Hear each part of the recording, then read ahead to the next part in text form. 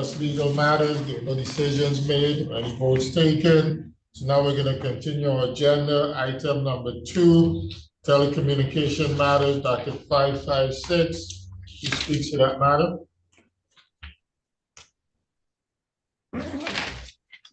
Miss Pitts is outside. Customer service. Would like to recognize the presence of ex-officio Senator Carla Joseph. Good morning, everyone. It's wonderful to be back. Good to have you back. Glad to have you back. You know, I made that recommendation. You did? Yes. I was wondering who You love her so much? who spoke up. Were you called as well? Anybody else was called? Because they told What's me. his first name? And you know, I have a lot on my plate. A lot. Paul.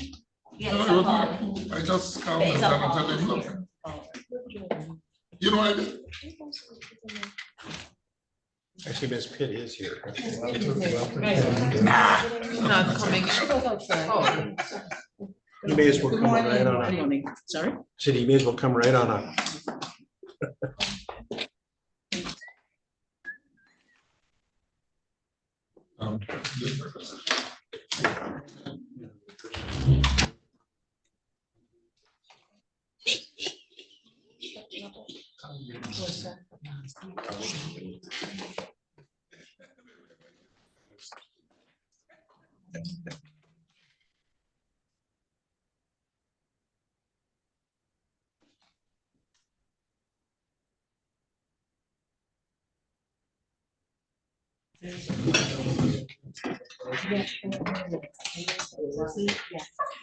Yeah, mechanic bush. We let him. You know Bush. Bush. Good morning, Ms. Pitt, will you please raise your hand to be sworn? Right hand. The other way. You're not used to that. Do you swear to that the information that you will be testifying on today will be the truth, the whole truth, and nothing but the truth, so help you God? I do. Thank you. Please state your name for the record. Geraldine. And Mr. Chair, just. We need you to always say your name, speak loudly because it's being recorded. Thank you. You may proceed.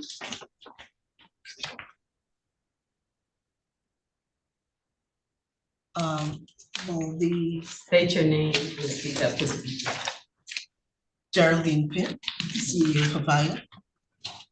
Today, I think the testimony is about call center performance and the statistics that were submitted on January 23rd. I also got somewhere along the line that the conversation will be about Via's restructuring. So I'd like some guidance from the PSC on the expectation for today. Sorry, explain. Yes. I'm sorry, I didn't hear what the question was. So PSC stats in terms of the service level, but I was also told that part of the expectation would be a conversation on Via's restructuring. So I wanted some guidance from PSC, please. Floyd Spring speaking.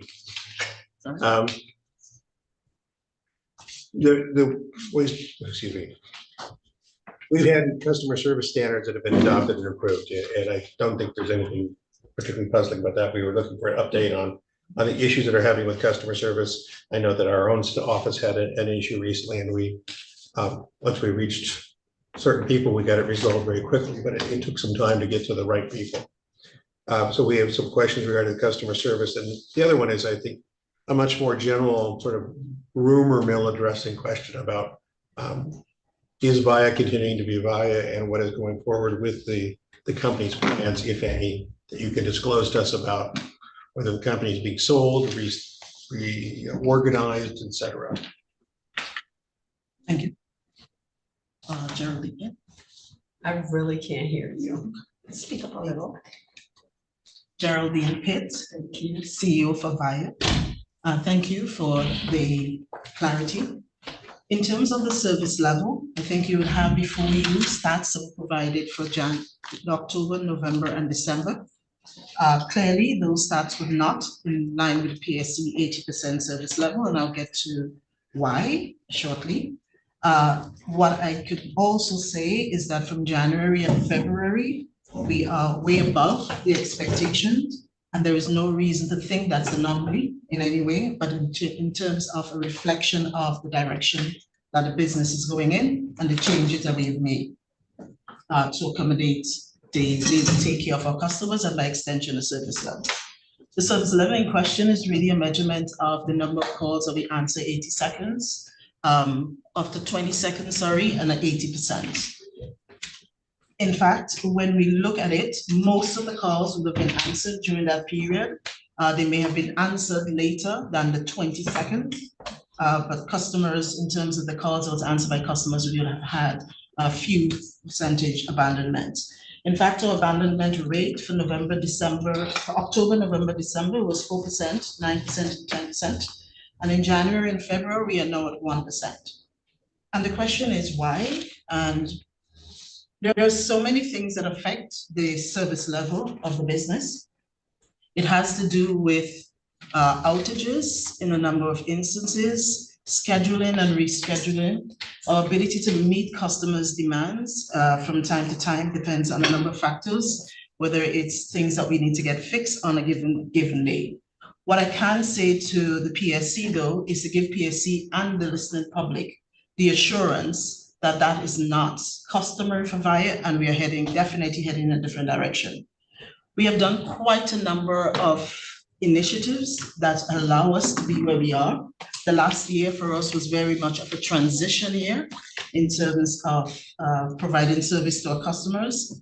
While we've had the call center is now located in Guyana, as it's known, so I've said that to the PSC and the legislature a number of times. The decision to do that was really based on how do we leverage technology to be able, as a group, as a wider regional team, to be able to invest in the technology we need to be able to get customers' issues resolved quickly, to do the training that we need, to do the software and everything else that you need to be able to answer customers' queries quickly and efficiently. Of course, there's always going to be a learning curve. I understand that most of our teams would have been stronger at answering some of those calls. That's a factor of experience. Experience comes with time. I've always looked at experience through the eyes of my kids, who, when you just start off doing anything, no one wants to hire you because at the end of the day, you don't have the experience. But generally, experience has gotten on the task by doing it over and over again. And therefore, that comes with time.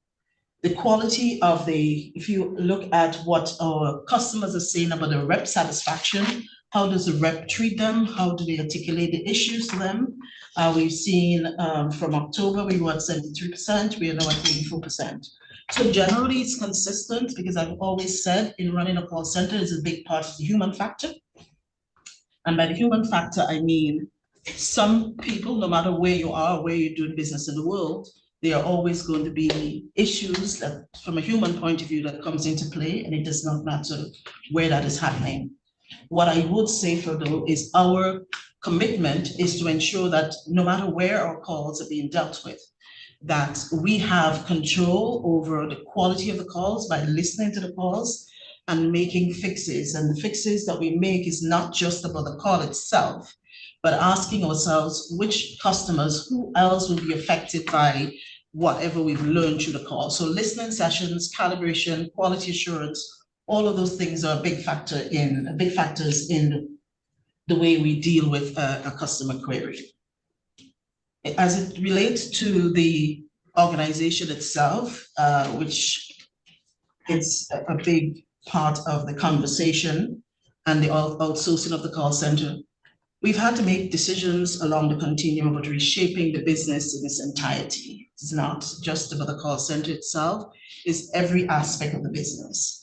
We have to be able as a business to share costs where we think the cost of the business is no longer, those costs are no longer relevant. But at the same time, being able to free up capital to invest in people, to invest in infrastructure that we need to do on technology. The changes that it brings, the changes happen very quickly.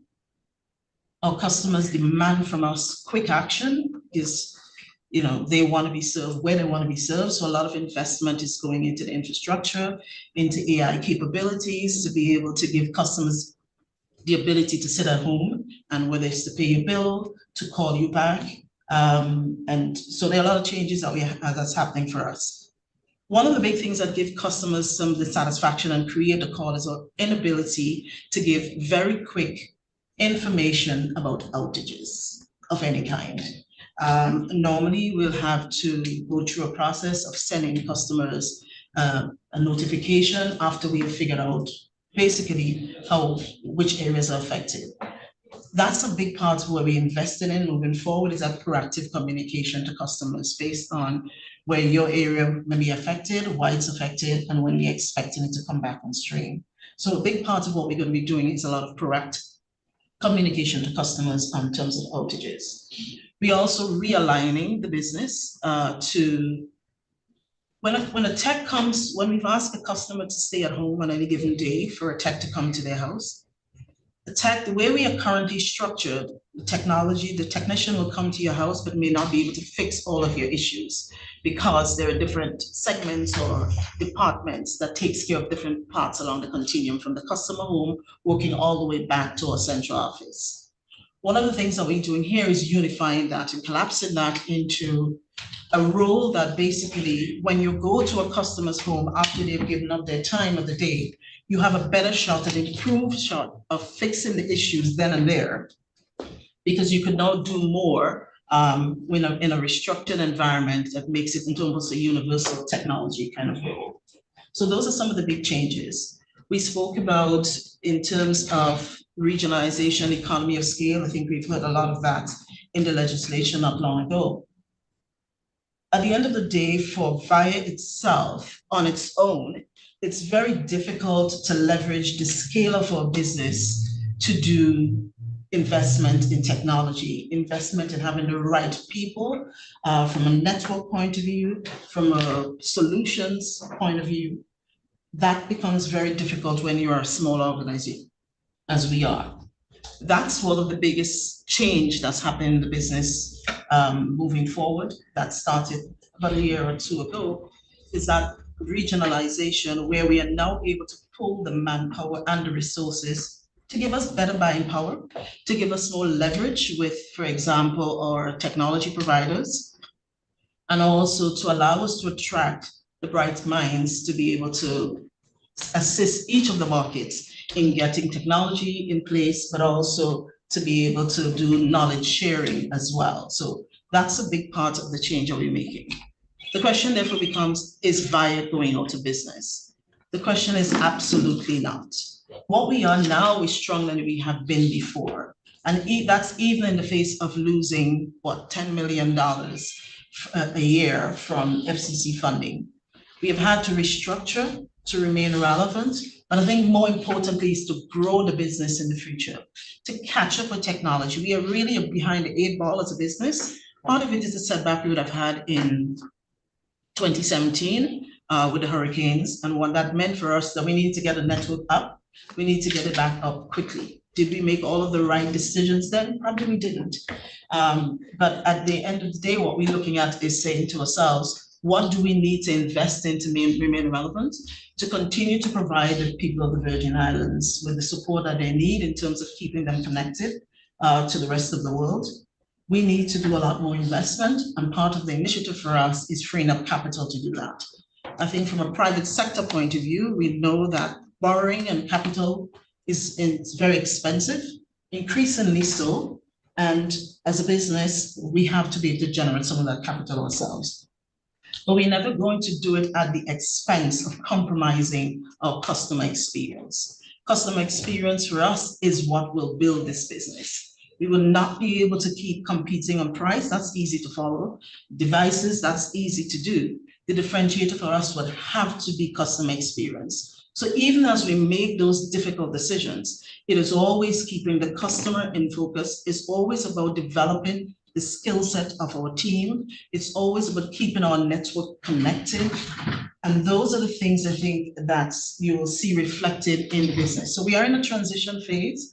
That transition itself, I would say, is almost over. At some point in the very near future, we'll be back to PSC to have a conversation with PSC about the direction are we going. And what I would say about that is it's sooner rather than later. But the conversation at this stage is not much more I can disclose. Yes, we are reshaping the organization, but we are here to support community. Our community partnerships and relationships have never changed.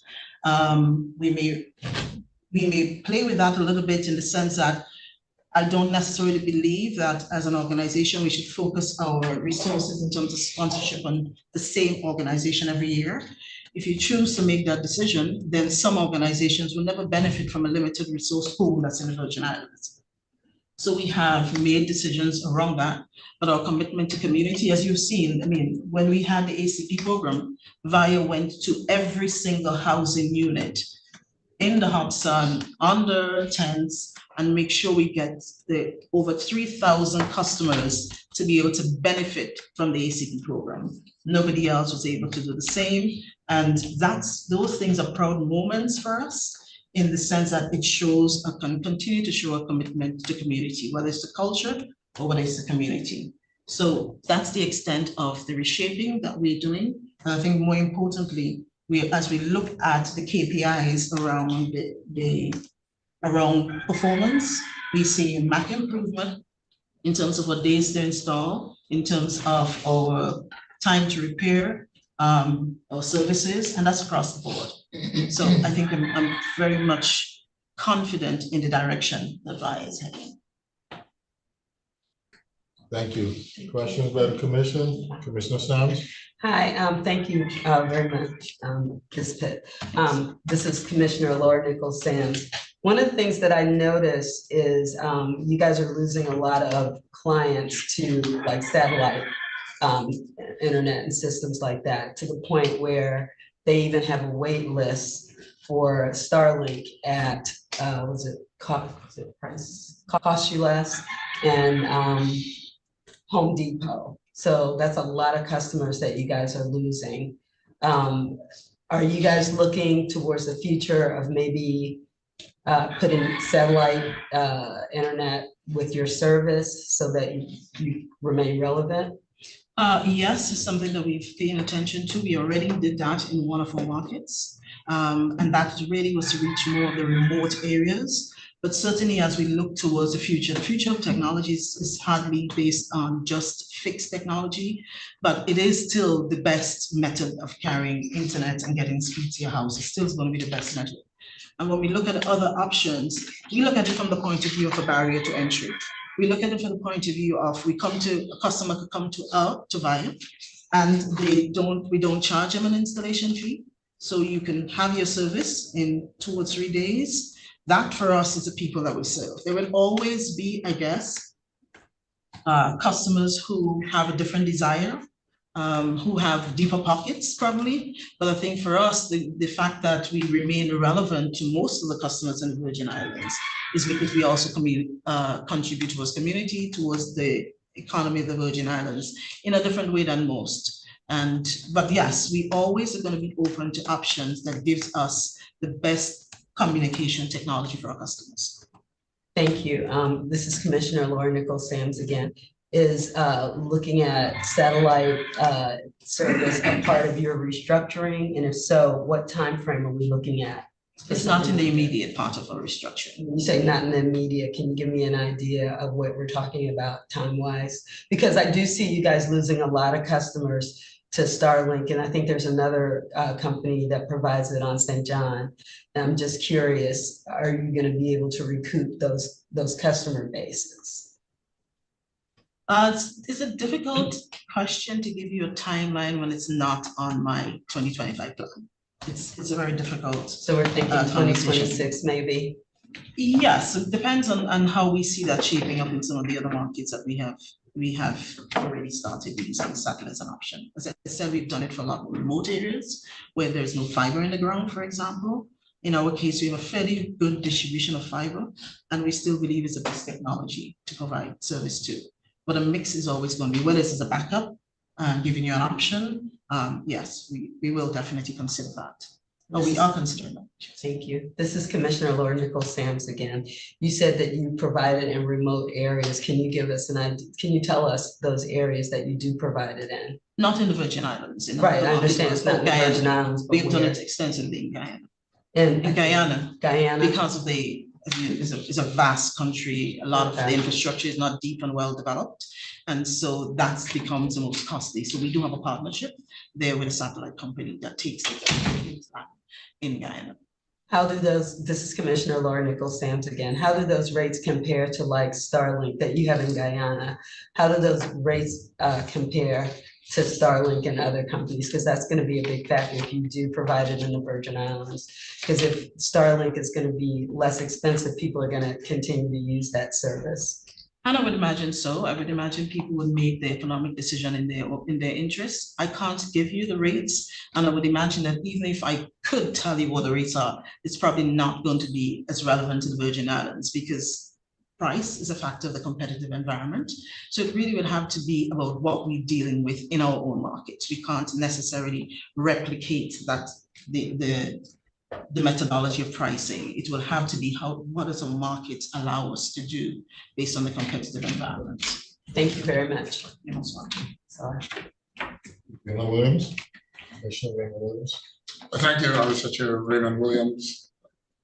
I guess my first question is more so to staff. And I thank you for the report that you presented. I believe been getting a lot of calls for quality of service issues with VIA.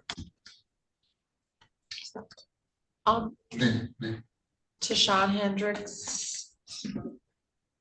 In turn, I wouldn't say a lot, but there are some. Specifically, when the call is made, the loops that you have to go to actually get to someone to assist you further, and sometimes there are like a language barrier where they're unable to clearly communicate or understand what's being said on the other line. Those are some of the complaints that we have encountered thus far. Very recently as well, I think staff had a actual firsthand experience. I'm not sure if Ms. Gums is able to explain what we encountered here because she was the one that actually attempted to seek assistance and we were not successful, and we had to get other parties involved to actually get our problem executed. But yes, there are some calls that we've received regarding the long loops that you have to go through to get service or to seek assistance. Thank you. And one of the reasons I asked that question is because I've had personal experience calling when like if there's an outage with my cable or internet, and I've had a good experience. The language barrier, yeah, for sure. Because I had to ask the person to repeat themselves several times because I couldn't understand what they were saying. But the overall experience that I got, my problem was resolved. That's one of my considerations all the time is about the seniors in our community, primarily, because adapting to technology for them, and I don't want the population variances are in terms of what percentage of our seniors versus young people like me that utilize, who call in for service, and the connection between fixing the issue telephonically versus having to call in one of your field personnel to resolve an issue. What has that experience been like? So the language barrier, an accent barrier, I think from a call center point of view is almost commonplace in the sense that call centers are hardly ever done, what should I say, in the same building or with the same accent as the rest of your team, right? There's something that they call them in a house. Yes, no, well, no, yeah, so that one is not accent, that's noise. I get that, fact, right? I think the accent is stronger for some people. I think we all have accents. It goes on both ways. So understanding is about patience, is about declaring and how they respond to your declaration of the fact that you can't understand them is where I take the learning from. Because an intelligent person will slow down, enunciate the words differently and get to a point of understanding. If that becomes a barrier, then I have a problem with a particular agent. And when if a customer reports an issue like that, one of the things I do very frequently is listen to calls. Everyone, including the one from PSC, you listen to the entire call to understand what went wrong, because it provides learning for others. But whenever if it's an issue, for example, of the rep's impatience or any of those kinds of stuff, that is dealt with swiftly. Because I'm a client to this call center. I am, like everybody else. And I will demand, I have demanded that person is no longer on my program. I'm not going to make a decision about your employment. That is not within my remit. But if a customer is complaining about an agent, we have the authority to say that agent can't be speaking to customers anymore. Lucky for me, I've had to do that only once.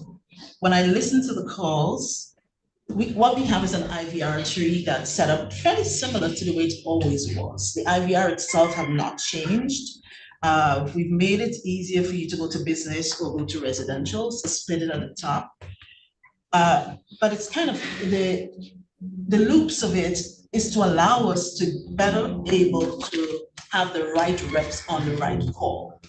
So that's one of the reasons you have some of the loops in there. So you can have the skill set position to answer the right calls. And it also allows us to track and change. For example, in reporting those numbers, we have to get a sense of the customers who call and what they call for. And that's why part of that triaging. Sometimes I know it's frustrating. I'm listening to IVRs myself, and generally IVRs could frustrate even the best of us. But I think our commitment is to ensuring that the issues that we have, that our customers have, is resolved, and to use every call as a learning experience to prevent it from happening to another call. And that's a commitment. With respect to our seniors, it's the reason I still think we have cashiers in the store. It's the reason that we still have a store. We understand that and we recognize one of the things that we are doing is upskilling our front-end team better so that we can now move the next year rather than to another conversation with someone else, but to move that directly to a truck roll. Because when we ask ourselves, how many customers that we've had a second-tier troubleshooting call with, and how many of those led to a truck roll, what we find is majority, 80%, 90%, and goes into a truck roll. So the question is, why not just send it to a truck roll? So that's some of the things that we are also doing in terms of a big initiative for us.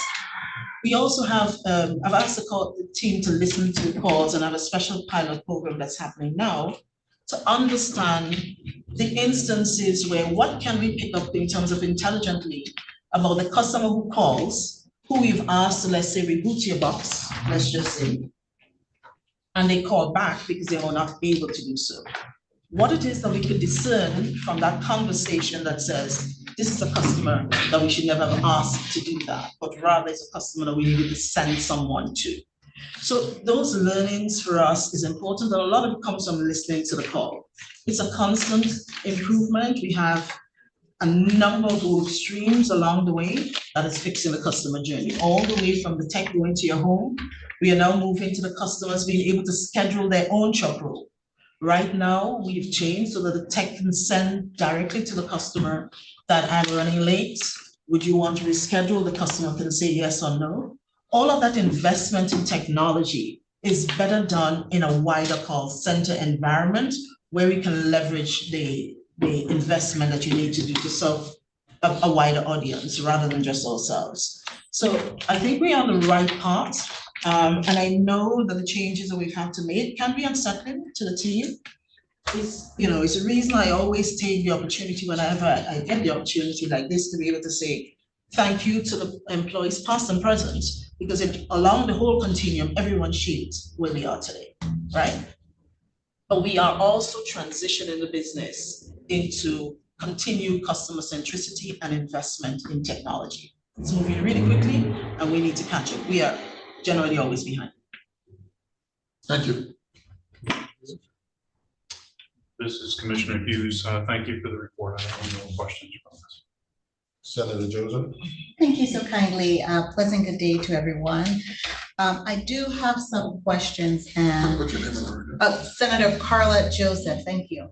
I do have some questions and you talked about restructuring first of all. So I know typically with restructuring, you are looking at personnel, assessing need here in the Virgin Islands for certain type of personnel here while you're restructuring and the services that you're going to offer.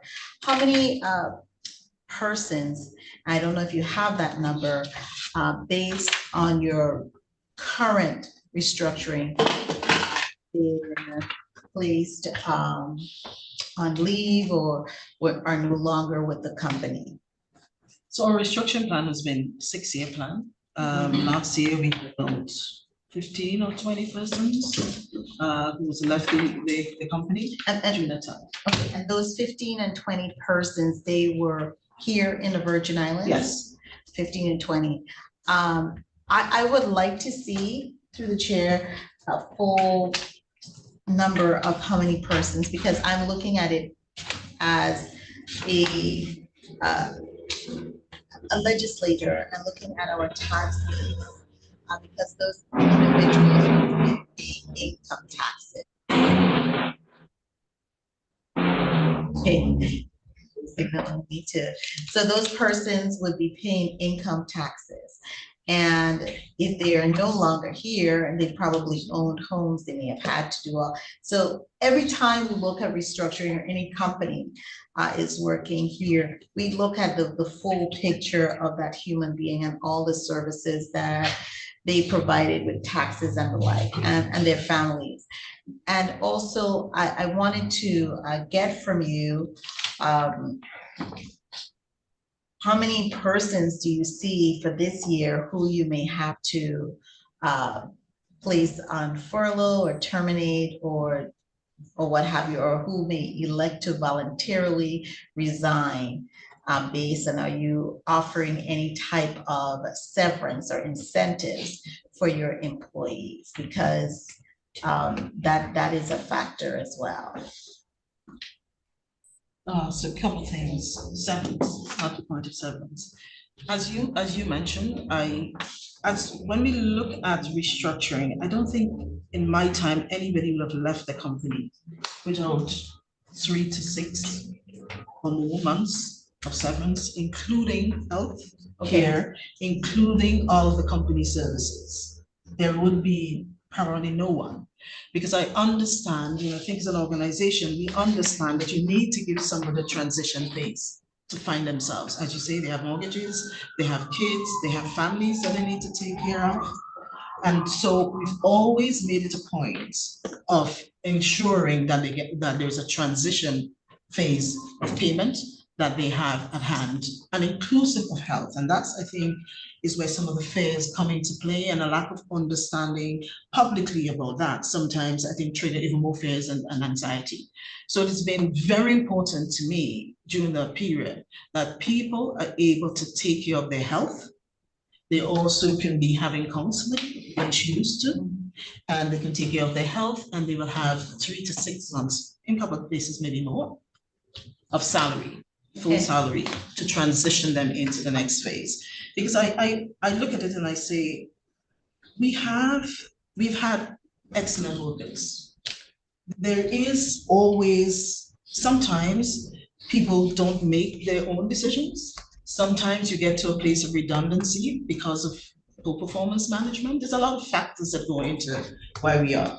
But as an organization, we've been very heavy. And I think part of it is a punctuation that happened with the hurricanes where it just didn't happen. Some of those things, decisions, I think could have been earlier decisions, but hurricane and then the pandemic, we've had those kinds of factors. But the organization has so fundamentally changed. I mean, before the hurricanes, we had about My understanding is 30 to 40,000 households or businesses that had telephone. We are now down to less than 20. So we have fundamentally, after the hurricane, people who didn't want land, I just didn't take one. People who didn't feel that TV was necessity because streaming became so prevalent and known for even the elderly after the hurricanes, they just never took television. So fundamentally, you will see us having a lot of conversation about mobile, because mobility, not just mobile telephone, is really the future of telecommunications. Okay. Right? Okay, thank you so much for your response. I do have one more question, Mr. Chairman, if I can. I'm taking Vice Chairman Hughes' time. Since he doesn't have- His graciousness. I cede my time to the senator. So I wanted to also ask you, when you outsource those positions to Guyana, that is our money here that's generated here from your services. How does that pay back into our community? Because as I mentioned, we are losing a tax base when your employees are furloughed or they leave or what have you, or they're terminated or they, so how, because that's our people, that's our money. And Vitelco, based on my understanding, started as a public utility. Am I right? Because I'm probably before my time. It was a public, when it was Vitelco, it was a public owned utility, right? Okay. No, it was never Voight Springs. by the government? No. Oh, no, no. Vitelco was originally, at least as of 1963, was owned by IT&T. Okay. IT&T subsequently sold it to ATN. ATN subsequently split into two companies and it became part of the Innovative Communications Group. Through a bankruptcy of Innovations Communications, it was sold to CFC. CFC subsequently sold it to a different ATN than the original one. Okay, so that's all before I was even born, Yes, 1963. it's been a private entity for a Yes. long, So long time. okay, so it's been a private entity. So I'm going back to that question relative to whether, you know, how does it look? How much are we paying this company? Are you able to say how much this company, who is now you have outsourced to Guyana for customer service, how much are they being paid compared to having, and I'm sure you've done a cost analysis. We have, but I'm not at liberty to disclose them. Okay, but again, I value the work that VIA does in our community because you do sponsor. The final question I have is relative to your service. And this is for your cable and your television service. Do you have to provide a certain amount of channels for public access without being a customer? Like any regulations, like maybe the government owned or government channels, or even Channel 2.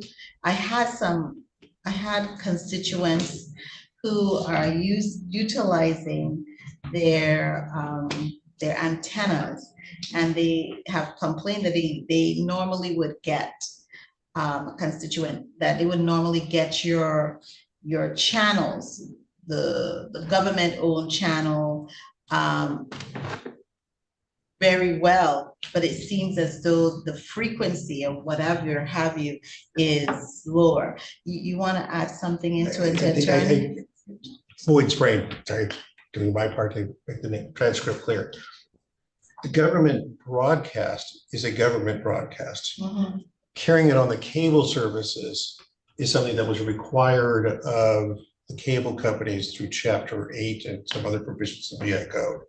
But VIA or Vitelco does not having to do with the antenna reception that customers receive. Okay, so I'm glad that you cleared that out. So I have to make sure I tell that constituent, because everyone, for whatever reason, they have, you know, different perspective and their knowledge base, but so I'm glad. But again, I'm really interested in seeing the long picture of how many persons have are no longer with VIA, based on your restructuring that you mentioned that started 6 years ago. It's a long time.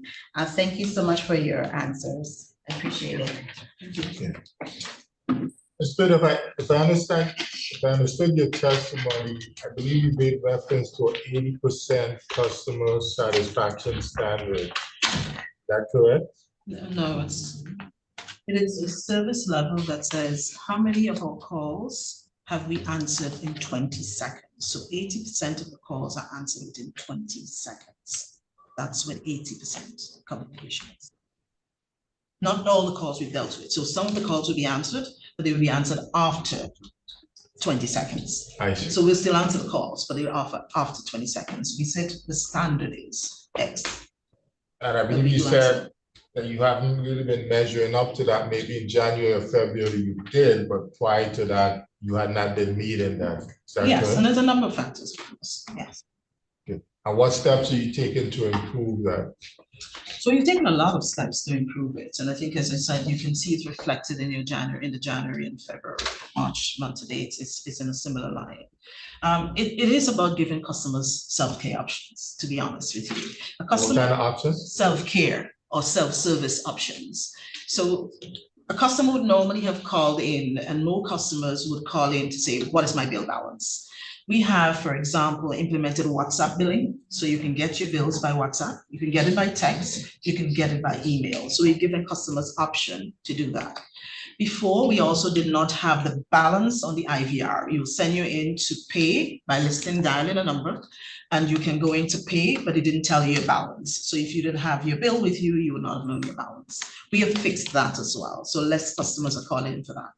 And of course, call volume is really a factor as well of what's happening, especially with electricity and outages. We spend millions in terms of making sure that we have power in a number of places.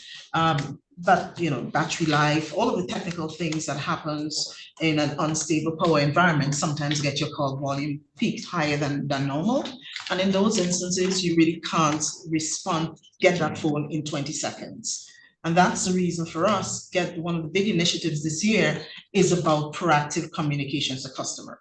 By noticing which node are you attached to, which area you're attached to, and be able to send you notification that we've noticed that area is down, give us X time and we'll keep you updated. So that's how, through some of those initiatives, is really how we are taking the call volume down. And with the call volume being down, you're able to answer quite the customer's call when they call in. All right, thank you. Again, if I understood your testimony, is the practice that if a customer has an issue, they call in and they have to wait at home for a tech to respond on a given day to come to their home to service the request? If I understand your question well, if a tech has to come to your house, we will ask you to be there between a certain time. Now, the gap of that time currently is wider than we would like it to be. That's another improvement point that we're making. What is it currently? It is afternoon or morning, and sometimes we do it 2 hours, depends on, we give you 2 hours to be home. But I think what's crucial about that, even when we tell you afternoon, the technology that we're using now would allow us to say a tech is on the way. We try to get our tech to make sure they send that in at least half an hour before they get there, right? Because if you're at work, generally most places you can zip home in 30 minutes. The tech also has the ability to say that I'm running late and give the customer the choice of being able to reschedule. So yes, we generally need the customer to be at home, but that improvement that allows the customer not to waste the entire afternoon or the entire morning. And we take seriously the issue of techs not turning up to understand why. But I think increasingly we are doing much better at it. I think our techs are fabulous. So they do get to the customer and they're using the tools available to them to be able to inform the customer, we're running late, do you want to reschedule, and give the customer that kind of choice. And that exactly was my concern, and you read my notes, because I was wondering, why can't the tech call me and say, I'm gonna be there within 30 minutes, so that I don't have to stay at home all afternoon and morning. You could get to every place in St. Thomas within 30 minutes. For hourly employees, we don't want them wasting a whole day and not getting paid because they're sitting at home waiting for a check to show up. I mean, that's certainly unreasonable.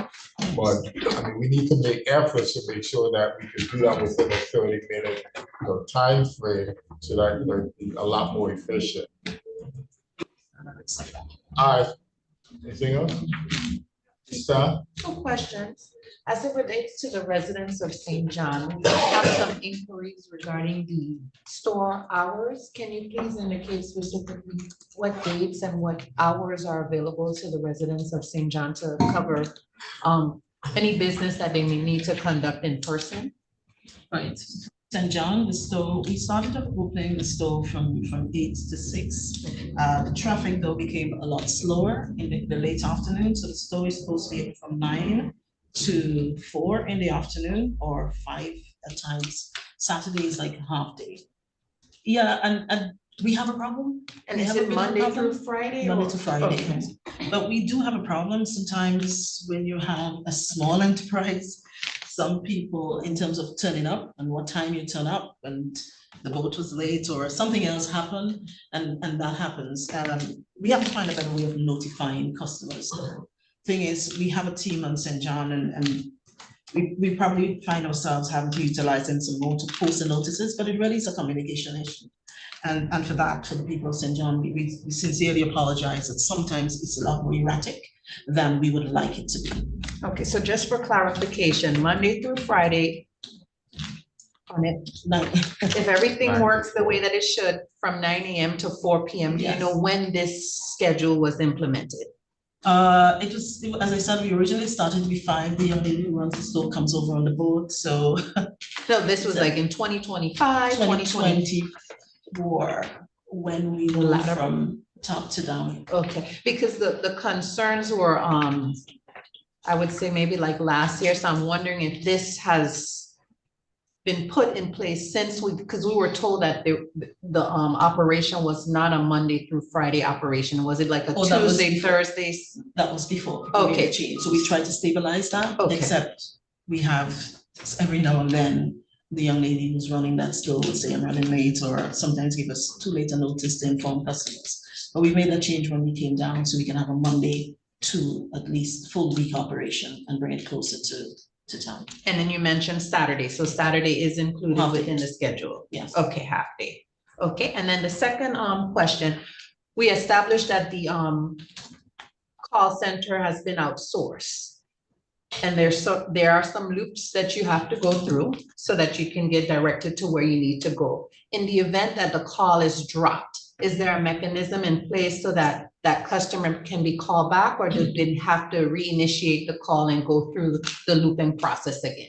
Technically, they should be able to call you back if they've already been able to get to the point of identifying that you called. If that is an issue, I'll take away and raise with the call center, but they should be able to call you back. And one of the things that we implemented as well is that when we ask you to do your reset of your modem, we are now putting in place a program that calls you back within X period of time. So some customers may say, when I get home after 5, I'll do it. I just remember, so I call in now. We want to put in a call back process to say, well, did you get through with the steps that we walk you through to get done? So that's also part of the phase that's coming as well. Thank you. Ms. Pitt, thank you for your testimony. I have one final question. if that's Go okay, ahead. Mr. Chairman. Ms. Pitts, I wanted to ask you, with landline, because I don't know, I've been getting some calls. I just got a text even indicating that sometimes customers are calling businesses that still subscribe to Via and they can't get through. How does that happen? It's just ringing, but there's nobody answering, and then the calls are not getting to where they want to go to. How does that happen? Difficult one to answer without an example. So if you will oblige me, okay. maybe at the end I can. Well, yesterday I got a call. Somebody reached out to me via my phone, my personal phone, indicating they were trying to reach this government entity. And it was just no answer. Turned out that there was an issue with the landline. With the calls getting through to the landline, it just was ringing busy or it dropped. provide services to government entities still? A number of them, and once the line is still a relevant line or it's still up. and You, whether you the provide person is- services here to the PSC, to all government entities, all branches of the government? Most. Most, Yeah. okay, so that was the situation. Do you provide services to the legislature? Yes. Okay, so it was at the legislature and we were having some persons were calling and our lines were down yesterday. I don't know if it because the person was not on island and they were not using a landline themselves, they were using a cell phone, but we have experienced that a number of times. This isn't the first time that I've gotten a call, or even some of my colleagues, that persons are trying to get to our offices and there is, the staff is there and we're there sitting down and we don't even hear the phone ring. So I can have somebody in my team. can Well, if troubleshoot it because if you can, and also I'll speak to you off the record regarding another matter, maybe you could also look into it so it could be expedited on our end. All right, thank you so much, Mr. Chairman, for the lead, I appreciate it deeply. You're welcome. Thank you, Ms. Pitt, for your testimony and your excuse of this time. Thanks, everyone. Thank you. Have a good day. Next item on the agenda, waste management matters.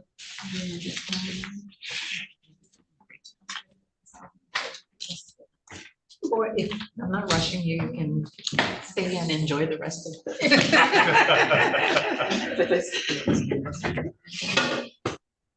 Docket 708, who speaks to that matter? Good morning, Chairman. This is Boyd Sprain on behalf of the Public Services Commission staff.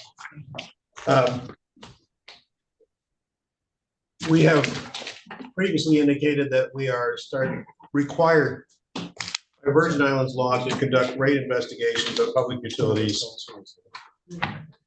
subject to our regulation, at least once every 5 years, a rate investigation.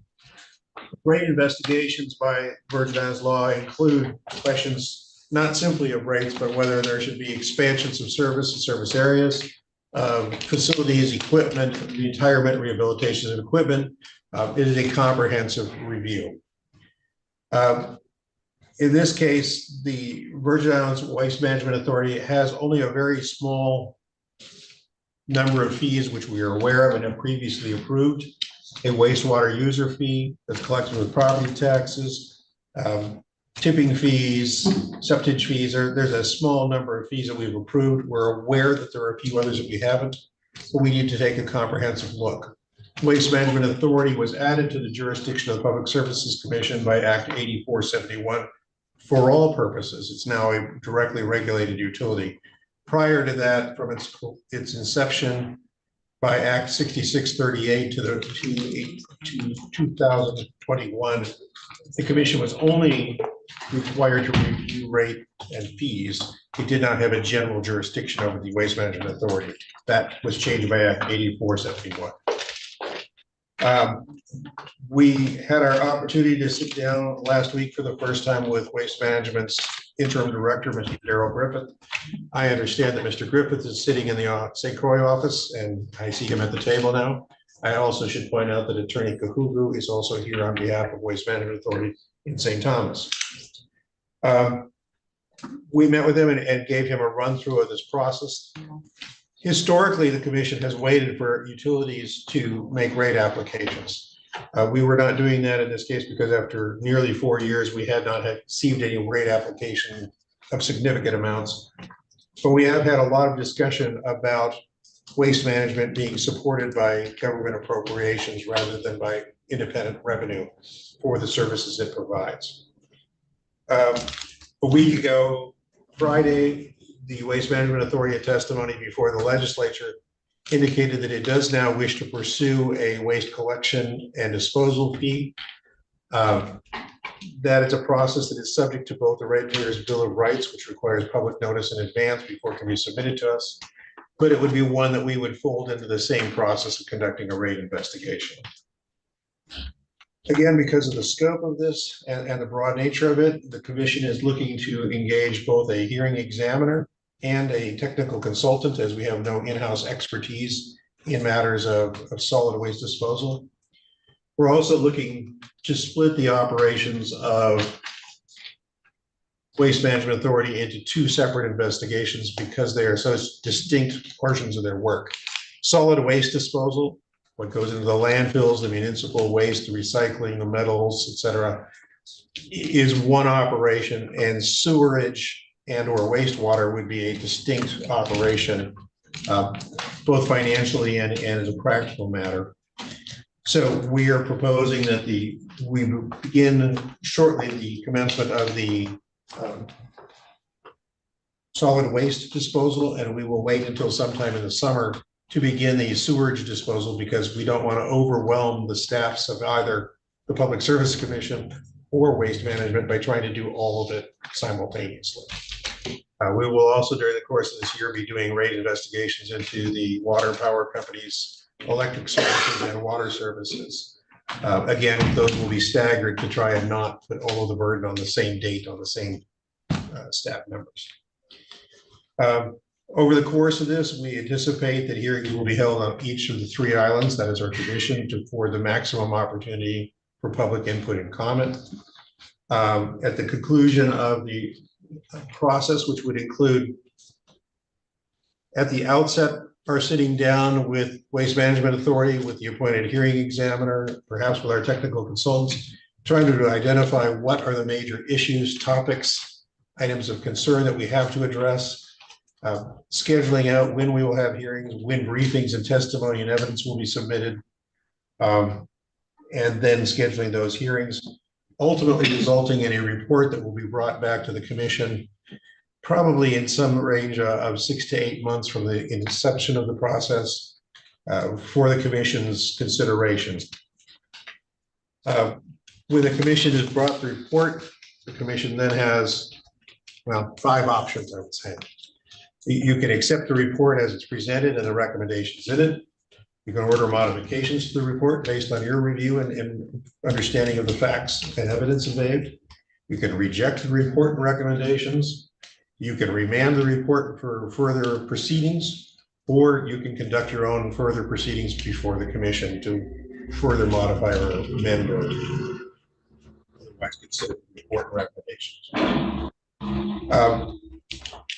We want to let you know that we did do a RFQ for technical consultants in 2023. We were not happy with the results of that response. In fact, we got virtually nothing in the way of waste management responses.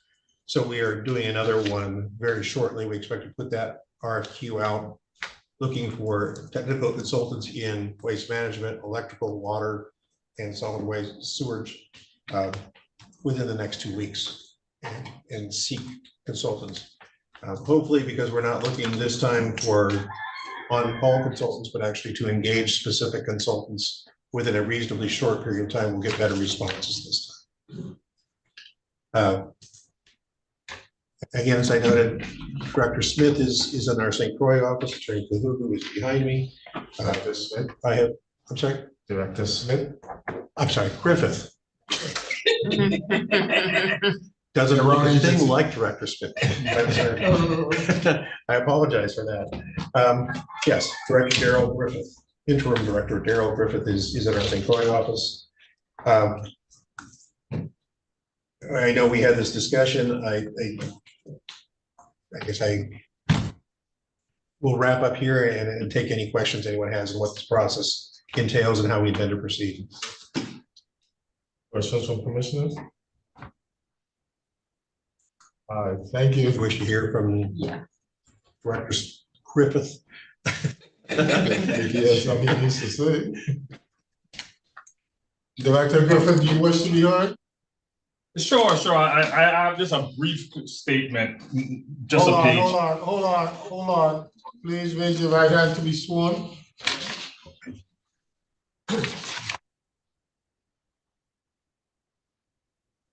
Do you solemnly affirm that the testimony and the evidence you are about to give is the truth, the whole truth, and nothing but the truth? So help you God. Yes. So help me God. Go ahead, sir. Please state your name and you may proceed. Okay, my name is Darrell Griffin. I'm the CFO and interim executive director at the Waste Management Authority. The Waste Management Authority is very excited that the PSC has begun this rate investigation because the authority must implement charges on many of its services to cover costs and give a better quality of service to the people of the territory. The authority in 2025 has implemented projects to enhance waste management services. This year, Waste Management has begun a Preserving Paradise campaign to clean up and prevent litter. The authority, in conjunction with Public Works, cleaned up the old Elena Christian School in Princess and St. Croix. The cleanup filled 11 20 to 30-yard bins.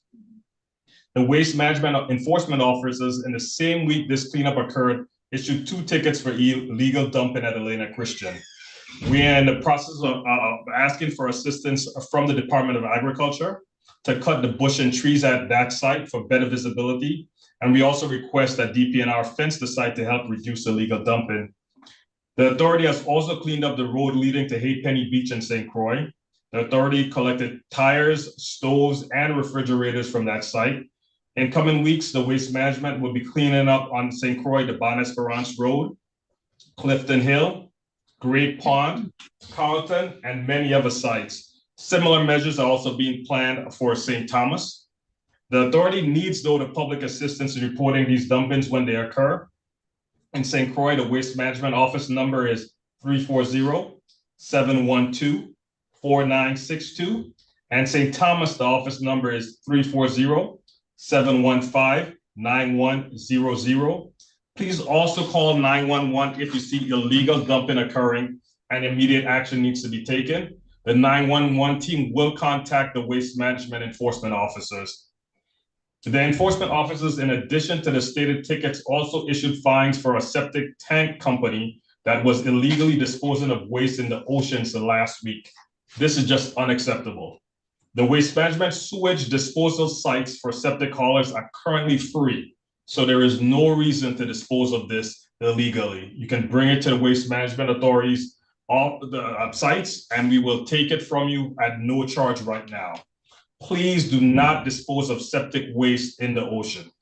The authority will work closely with the PSC to get rates introduced and approved because funding is needed to help us preserve paradise. Thank you so much, PSC Commission. Thank you, sir. Any questions for Mr. Griffin? Mr. Griffin, have you rescinded the recent rate increase that you imposed? Yes, sir. When was that? We did receive. That was The first week. I'm sorry? That was done, I think, last week. We sent a copy to your staff too as well. You sent a copy to the staff today? No, I'm sorry, sir. You sent a copy to the staff when? Sometime, I think last week or this week. I don't even recall which time. We did it almost immediately after we met with them. Thank you, sir. You were saying, Attorney Spring? We have a copy of the press release that was dated as of March 7th. I'm not sure when it first arrived in this office, but we do have it and it's dated as of March 7th. All right, thank you. There are no further questions.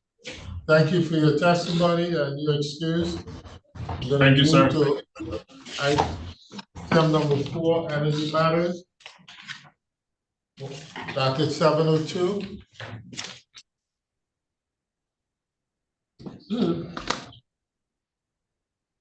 We have both WAPA present for their request, and we have our technical consultant, Mr. Madden, present. We need to hear from our consultant first, or WAPA first, or for the matter of your call.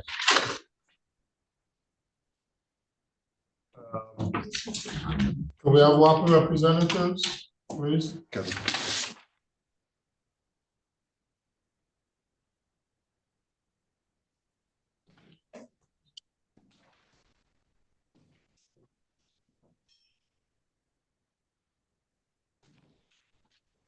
This is when we started at 5 minutes of call this morning.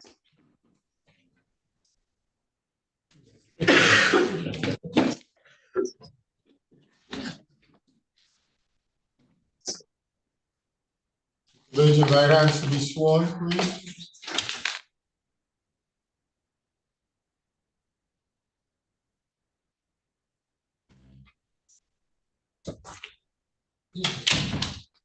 Promise to affirm that the testimony you provide today will be the truth and nothing but the truth to help you God.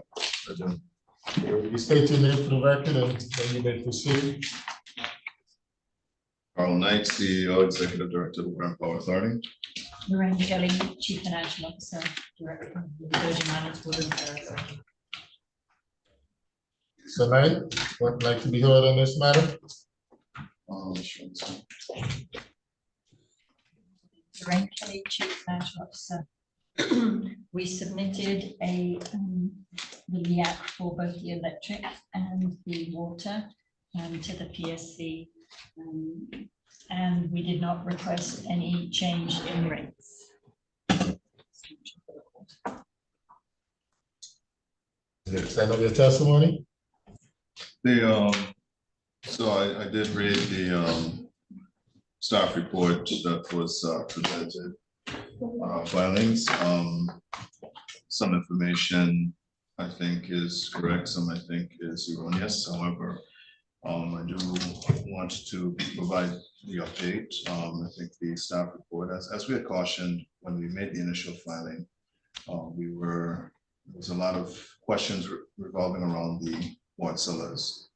We did incur some issues with the water cellars starting late January. About the 26th of January was the first failing on the unit.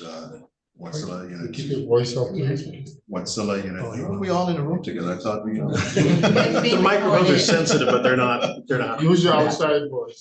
The water cellar 7 failed on January 26th. We had some additional issues with water cellars 5 and 6 on mid-February. And then we took down water cellar 4 in an abundance of caution in about February 19th, I think was the date we took down water cellar 4. So the assumptions that we've made, of course, I still stick to our original assumptions that in this upcoming quarter, starting April 1st, we expect to have all 4 units back in service.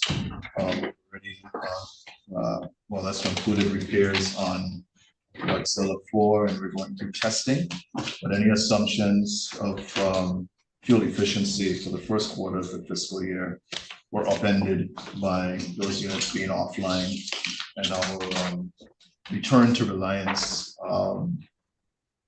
unit 23.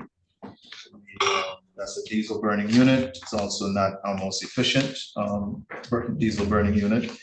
And so those did upend any assumptions of savings. We have, at the Commission's request, we have started to apply some of the operational savings towards the deferred fuel balance. And so we've set that aside, accounted for that as the Commission has requested.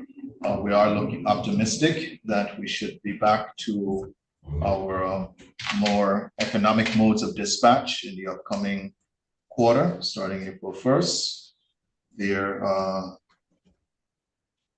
some assumptions being made in the staff report, but I remind this Commission that we have under-recovered on fuel for quite a period of time. The LEAC rate currently is set below our actual costs, and the Water and Power Authority has absorbed the impact of that under-recovery for the entirety of my tenure and predating my tenure. So I do want to color that portion of the report. There's also a statement regarding minimum filing requirements.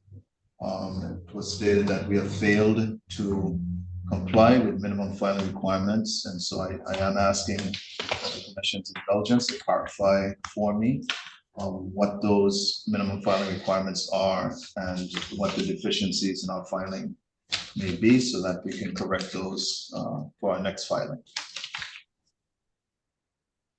Thank you, sir. Any questions by the commissioners? Mr. Sam? Mr. Williams? Yeah, thank you, Raven Williams. Do you have a number for the office on the recovery? More or less? We're still calculating that from a quarterly perspective, and I can. You gotta speak up, so I'm sorry. Sorry, Lorraine Kelly, Chief Financial Officer. We're going through a process of calculating that as we speak, and we can provide that to you early next week for the information. Okay. Apologies that I don't have that with me today. I'm sorry. Okay, well, I can't ask the second question because if you don't have that number, that. Yeah, we have engaged with EY to, as we've said before the commission before, to provide a more comprehensive study. I think we've offered estimates in the past, but we've actually we're going through the process of completing a report on that figure so that we can work from a factual figure, at least from our perspective, as opposed to the guesstimates that we provided in the past. And we're wrapping up that exercise. Timeline? We can have the information to you for January and February of this year, next week. Before, I'm sorry. We can have that information to you. I was asking for the deferred. Your question again, Yeah. Commissioner, deferred fuel balance, right? Yes. The total number. The total number is currently approximately $139 million. I Working, apologize. and we're working on a report to provide to this commission, as we have indicated in the past, with our calculations as to how we arrive at that figure. And sir, if I may just provide some context for that. Increases in the price of fuel that are not passed on to the customer through the rate are borne by effectively that account balance growing. So for example, in November, December, we were paying 72 cents a gallon for LPG. That went up to 92 cents a gallon.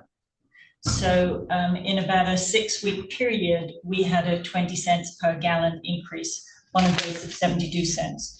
So that has a phenomenal impact on the amount that is not passed on to the customers.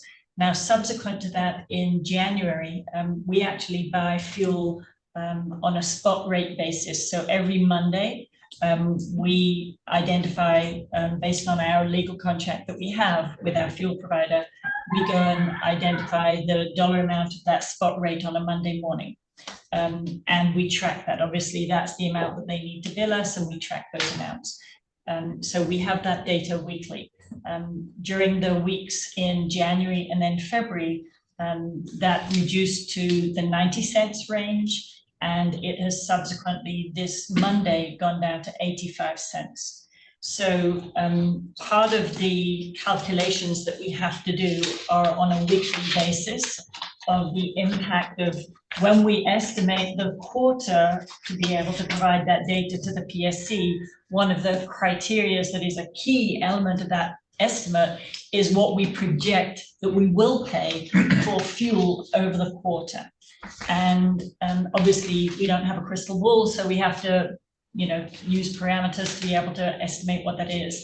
When each week when we receive that monthly update, that weekly update, we then track that against the invoices that we receive. So the data that we're going to be pulling together to show the PSC the under recovery for the deferred fuel balance has to take into account not only those weekly fluctuations, but the invoiced amount that has actually come through that we've been billed for the fuel that we bought. So there's quite a lot of calculations into it. We then compare that to the rate that is billed to the customers, and we compare that to our billing file. So we're putting together the summary of that information for the months of January and February as we speak. Commissioner Hughes? Thank you, Chair. Could you be a little more specific about the structural failures or in the 2 ward cellars that you took offline before Unit 4? What's going on? I don't want to trade in rumors, and you don't have to. So no, I can provide an explanation, and I also have Mr. Levin if my explanation not sufficient. But we have identified that the issue involved the fuel pump. There was a premature failure on that particular component part that caused the cascading failure in the pistons of the engines because of metal shards that became loose. Unit 7 that went down first probably experienced the most damage. 6 and 5 failed following 7 subsequent to that, and that's the point at which we sort of analyzed what was happening. We were looking at the symptom. When we realized what the cause of the problem was, we recognized that unit 4, Watsilla 4, was also showing similar issues. It just had not gotten as far along. So while that unit was running, we took that down, understanding that it probably would go the same route as the other 3 units. We've identified that. We've identified the manufacturer has made some recommendations as to how we alleviate that problem in the future. And Watsilla is currently working on a root cause analysis to make sure they understand what caused the problem in the first place. However, there's a workaround that creates a permanent bypass that would prevent that particular mode of point of failure from occurring in the future. And so the fuel pump system that failed introduced particulate into the fuel streams, metal shards, yes, which are common to all 4 of those units. Is the fuel pump part of the Wärtsilä system, or is it part of yes, it's part of the fuel system. Okay. So this is a Wärtsilä problem. Yes, this is a warranty problem being addressed by Wärtsilä. Okay. Yeah, so was Wärtsilä paid a bonus for early completion? I'm not going back to when they was. What we negotiated with Wärtsilä, there was a settlement that was negotiated with Wärtsilä based on claims that they had for funds that claims that they made for demobilizing and claims for loss funds as a result of that demobilization. WAPA and Wärtsilä did not necessarily agree on how much that amount was. And so part of the settlement included an agreement to the portions that WAPA did agree to, and an agreement for an additional $2 million that was structured in the form of an incentive to bring the units online ahead of schedule. The scheduled completion would have been February of 2025. So they earned the $2 million payment. Yes. Bringing the units on prior to February 2025, and the units have subsequently effectively all failed in a very short time period. Are we intending to recover that early deployment bonus for them not having essentially that's an made the ongoing units conversation. available? Yeah, that's an ongoing conversation. I want to have it in this open setting. So the units that operate, we did accept them. They were substantially complete, went through their commissioning and testing. They operated for more than a month before the initial failure. So they did start putting in running hours, but there's an ongoing conversation that we're having. Okay. Is there a minimum? Sure. Just to follow up on that, there's an ongoing conversation. Can you tell us what WAPA's position is? We are working on getting the units back at this time. What is your position relative to the $2 million quote unquote? Oh, no, the $2 million, my position is the $2 million is not at issue. They delivered a project that we took completion on, went through commissioning and testing, and we did have an opportunity to say yay or nay as to whether we accept the units, and we accepted the units. So I'm not going to renege on the settlement that we executed with the company. We accepted and took, they completed commissioning and testing, and we signed off on substantial completion of the project. Okay. And at the time, I mean, in fairness, at the time, we could not foresee the issues that would have evolved. With any unit, there are problems that may come up after the fact. So I might buy a car, drive off the lot, make it all the way home, and then if something goes wrong. That's what warranty periods are for. We're currently under the warranty period. They have to honor their warranty on the unit. Are there contractual heat rates for either the first bank of Wärtsilä's, the first 3 and the second 4 thresholds that they have to meet? It would be contractually enforceable 9,500. They're running at 9,800. They've I am not certain of the provisions in the contract. I'll have to refresh on. If you could update staff in your next meetings, the follow-up question that would be same for a director, which I'm almost certain there are some contractual heat rates that they are obligated to provide. My understanding is that none of those 3 banks of fairly efficient generators are meeting their heat rates, and that's a different discussion to figure out whether or not those contractual. Installers or the Well, my understanding is no one's getting their contractual heat rates, and I'd like to confirm that before we have a conversation about it. So if you could update staff in your next monthly meeting. Sure, we'll about those side. I don't much care about the older units, the older units. Hopefully going to go away, and they're not under contract to anyone.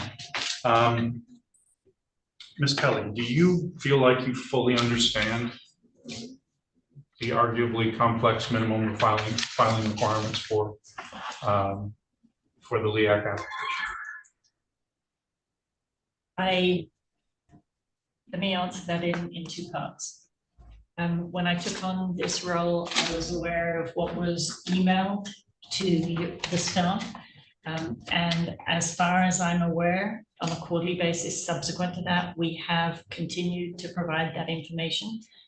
One of the requests in the initial filing that we provided was that we had provided the data in a PDF format, and your consulting firm asked for us to provide it in Excel format, which we did. Offline conversations with respect to the reference that was made in the most recent report that we received from Attorney Friend as to what specifically, if there's anything else in the minimum filing requirements that is being requested of us. And so that's hence the reason why we've asked. We believe that we're providing everything that we're aware of. And certainly we had a monthly meeting most recently, and then a monthly meeting a month ago. I believe that we've provided everything, but if there's anything that we missed, I'm happy to provide it. So that's why we've asked today, can you put it in writing to us if there's anything?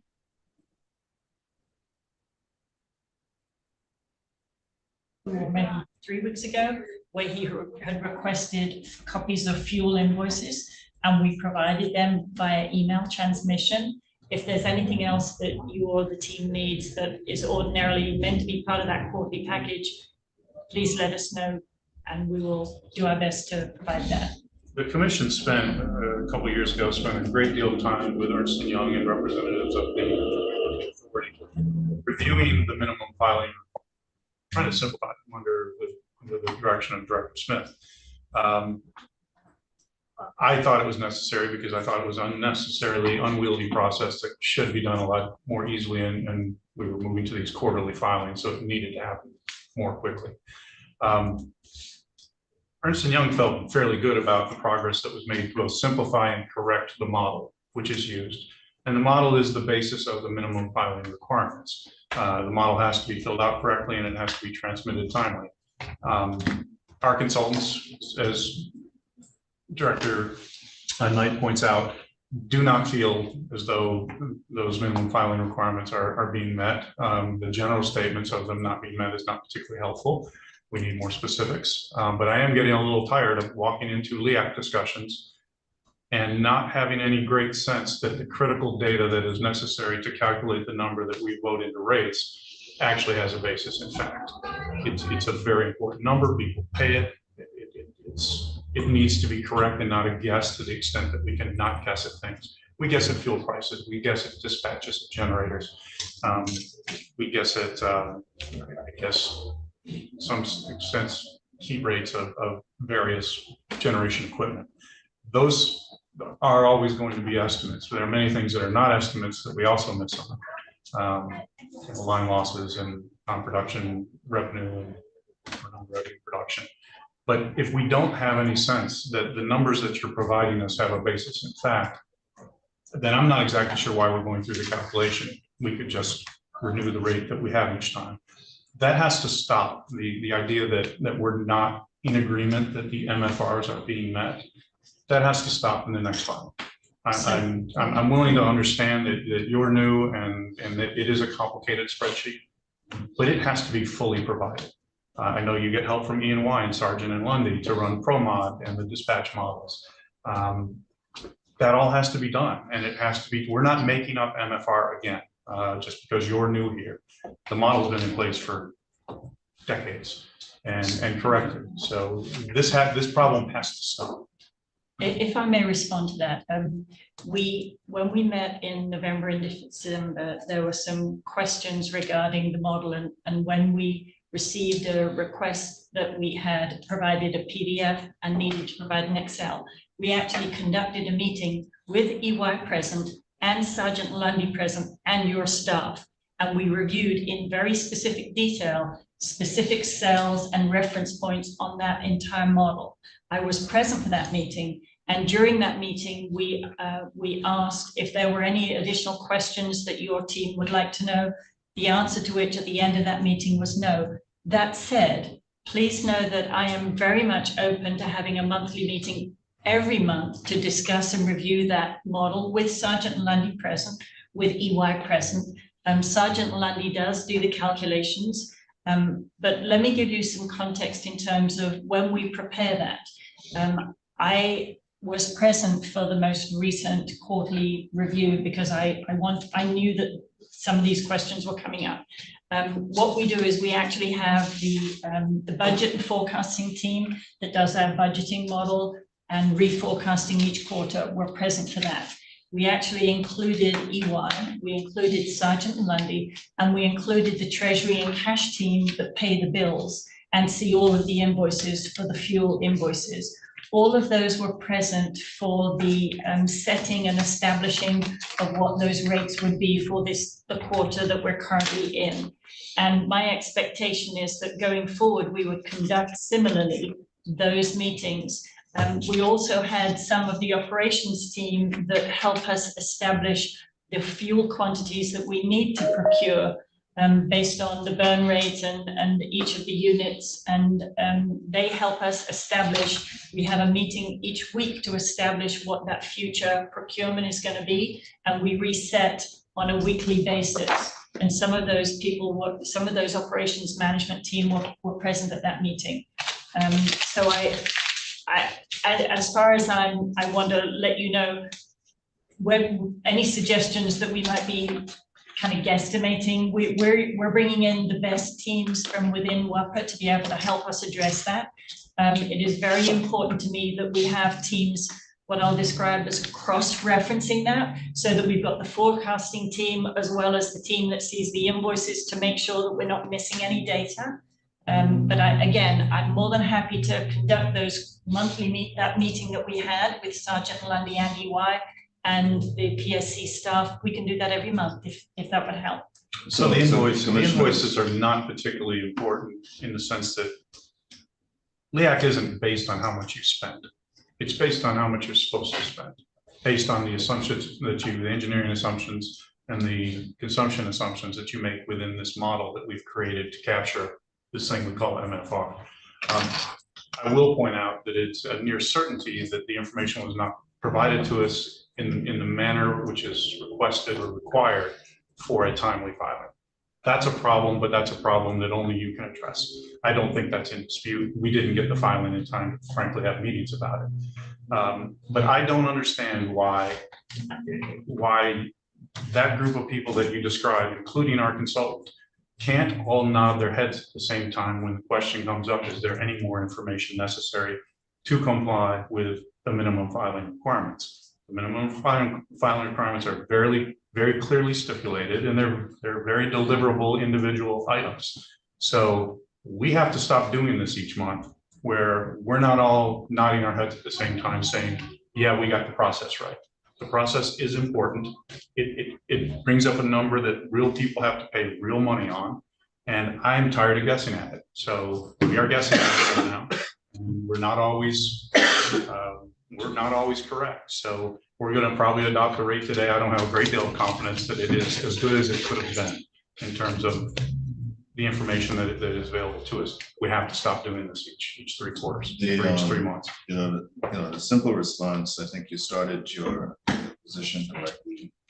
The language in the report says it's important to point out that WAPA continues to make these quarterly filings with complete disregard of the requirements of the minimum filing requirements. I think that's an And a that's it. statement that I would take exception to as well, because I think it's unnecessarily broad. It's unnecessarily broad. It doesn't specifically point out what It's aspects. not have helpful. failed. Yeah. It's not helpful. So all we're asking, our simple response is, if we have somehow failed to provide the necessary data based on the agreed upon minimum filing requirements, apparently haven't been agreed upon a couple of years ago, just point us in the direction of where we're deficient in our files, and we'll cure the deficiency. And when this came up several years ago, I actually convened all of those groups together with Director Smith in Houston and tried to get everybody on the same page. I'm just a commissioner. That's not my role. I understand how LEAC is calculated. I understand how it goes awry when it's not calculated correctly. I do not want to participate in that process. I want to sit up here and get the data, like each of our commissioners wants to sit up here and get the data and determine the rate that the utility can use to recover its fuel. You guys have to actually get in the room and do this. We've had now two quarterly filings that were in some manner, I would say, grossly deficient, but deficient according to our consultants. I don't want to have another one. Okay, you've been here long enough. They've certainly been here long enough. If you guys can't get in a room and agree that there's a problem, then that is in itself a very large problem. Okay. That's my thought on LEAC. I'm tired of going through this every month, and I'm tired of going through it at the last minute where there's no opportunity for us to actually get to the issues of deficiency if they exist. So the timeliness of the filings is the first thing you can correct.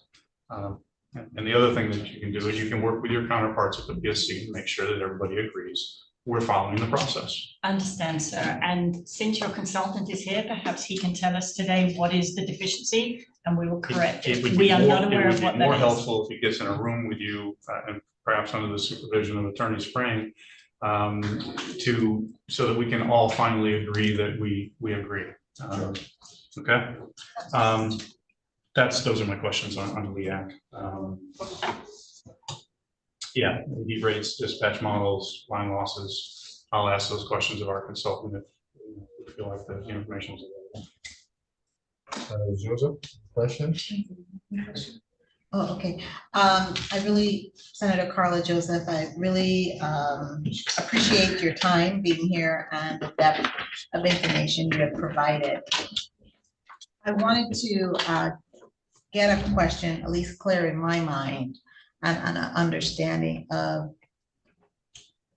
when can we see that the Watt-Sillers for phase 2 Watt-Sillers are finally operable and working, so we don't have to rely so much as we are now with the older generators? What is your timeline? So the timeline for the repairs of the issue, like I said, the first Watt-Siller got repaired over the weekend and went through a testing phase with it right now, troubleshooting as part of the testing phase. And I anticipate, Ms. Lavender will clear his throat if I'm wrong, but I anticipate that we'll have it back before the end of this week. We're working on, we'll get to work on the next one, and it's about a 2-week interval between units. Just the time it takes to fabricate the parts in the machine shop in New Orleans and bring them in and install them, but I anticipate having all of them on or shortly after April 1st. Starting this week with Watt-Siller 4, moving on to Watt-Siller 5, and eventually towards the end of the month, having Watt-Siller 7 back on. Before April 1st. You fooling us on April 1st, because that's all. April 27th. Sorry. Okay, good thing I asked that question deeper. But that's why I said you clear So throat if I'm we're gonna say mistaken. by the end of April. All right. Okay, so the other question I have is relative to your accounts payable. How much do you owe? I know you have a certain amount in deferred fuel costs that you've mentioned. That combined with your accounts payable, how much is it roughly? I want to make sure, Lorraine Kelly, CFO, I want to make sure, Senator Joseph, that I'm answering your question. The deferred LEAC balance is an accounts receivable. It is on It's your an account. asset. Okay. That is receivable to us, Mhm. and the accounts payable would be the amounts that we're owing to vendors. Can I just make sure, are we referring to the accounts payable? I'm referring to the accounts payable Okay, because I already know how much you have as far as deferred fuel costs, which you said is over like 139. 139 million. Okay. So our current accounts payable, we have reduced that substantially. If you remember at the hearing in April earlier last year, I do. I had mentioned that that was approximately 398 million. It currently stands at approximately 160 million. We have reduced that greatly through primarily the asset acquisition of Beaton enabled us to reduce some substantial amounts that were owed to that vendor. And in addition to that, we have negotiated what I will describe loosely as settlement payments with some of our vendors. So for example, if we pay you X by this date, will you allow us a discount or a reduction of some of the fees? And we've been able very successfully to reduce some of our accounts payable through that, as well as in addition to just regular payments of our accounts payable. So where we are right now, we have currently approximately $100 million of what we call operating accounts payable. And that means WUPA has to find the funds to be able to pay that. And then in addition to that, we have approximately 60 million of funded accounts payable. And that means that we have vendors that we owe money for which that is a grant, either from FEMA or HUD or another one of those parties. And ultimately, the funds to be able to pay those vendors for the work performed will be through that grant. And that's the approximately 60 million. And again, please know that that $60 million balance was about 100 million 6 months ago. We've been able to work through to whittle that down. Okay, so that's very commendable that you're working that down. And I'm suspecting that some of it is because you've been getting reduced costs, even though you said you got a little hike with the LPG costs, you're still seeing a significant reduction in overall cost because of the Watsilas as you had anticipated. That is correct. And for the month of, for the end of December, when the all the new orders were live, as well as during the January timeframe before they started that failure, we did see a benefit, and we were able to set some of that money to paying some of that accounts payable off. So we did see a reduction in our AP as a result of that. Okay, great. Now, I'm saying great, but I'm being cautious with saying great because we don't have full generation from these new generators. How much is it costing us now? How much is it costing you now to bring back those older units and bring them back online? The mode of operation, depending on the mode of operation we use, it could be as much as 100,000 a day. I'm estimating it about $3 million over a 30-day period. We haven't quite hit a 30-day period yet, but I'm estimating and projecting about $3 million. Are you seeing any challenges with being able to pay your vendors for the fuel? We are seeing challenges. Let me just back up and have a broad statement. We've made statements previously that WUPA is under very strict restricted cash position. We continue to do so, and we continue to balance each day and each week which vendors we can pay based on the funds that are coming in. We're in a very, very tight position. And so on a daily and weekly basis, yes, we are very much evaluating which vendors we can pay. The fuel payments, we have critical payments that we prioritize. Obviously making sure that we can pay our debt service, making sure that we can pay our employees, and making sure that we can pay our fuel bills are the three primary. But then we have what I would describe as additional critical vendors. They help support us in terms of the electric side of the generation, as well as the water side and the desalination plant. and we make sure that we make those payments to them. Beyond that, we do struggle with vendor payments. And we struggle based on the payments that we receive from our customers, most notably including the government. If those payments from, I'm going to add. I know you are. You know, So let me- I'm coming there. So let me add a little One- bit of color. I'm sorry to interrupt, Senator Joseph. Ms. Kelly, you know, I was coming to that other question regarding the government and of payment. What do the government, or how are we paid as far as, because I know if you could segregate it so that we know what the entities are, you could send it through the chair, but I think it would be best to place it on the record. How much, and also the street light, because WAPA, you are the one who lights up every place. And so the government is responsible to pay you for the street lighting as well, correct? that is a correct statement. Okay, so tell us on the record, how much first we owe for the street lighting? The street lighting bill currently is approximately $2.3 million that is owed and past due. How How, much? 2.3 million? 2.3 million, Okay. approximately 630,000 per month.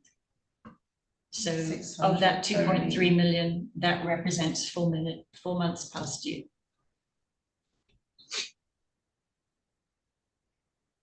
And now, what other government entities owe you money?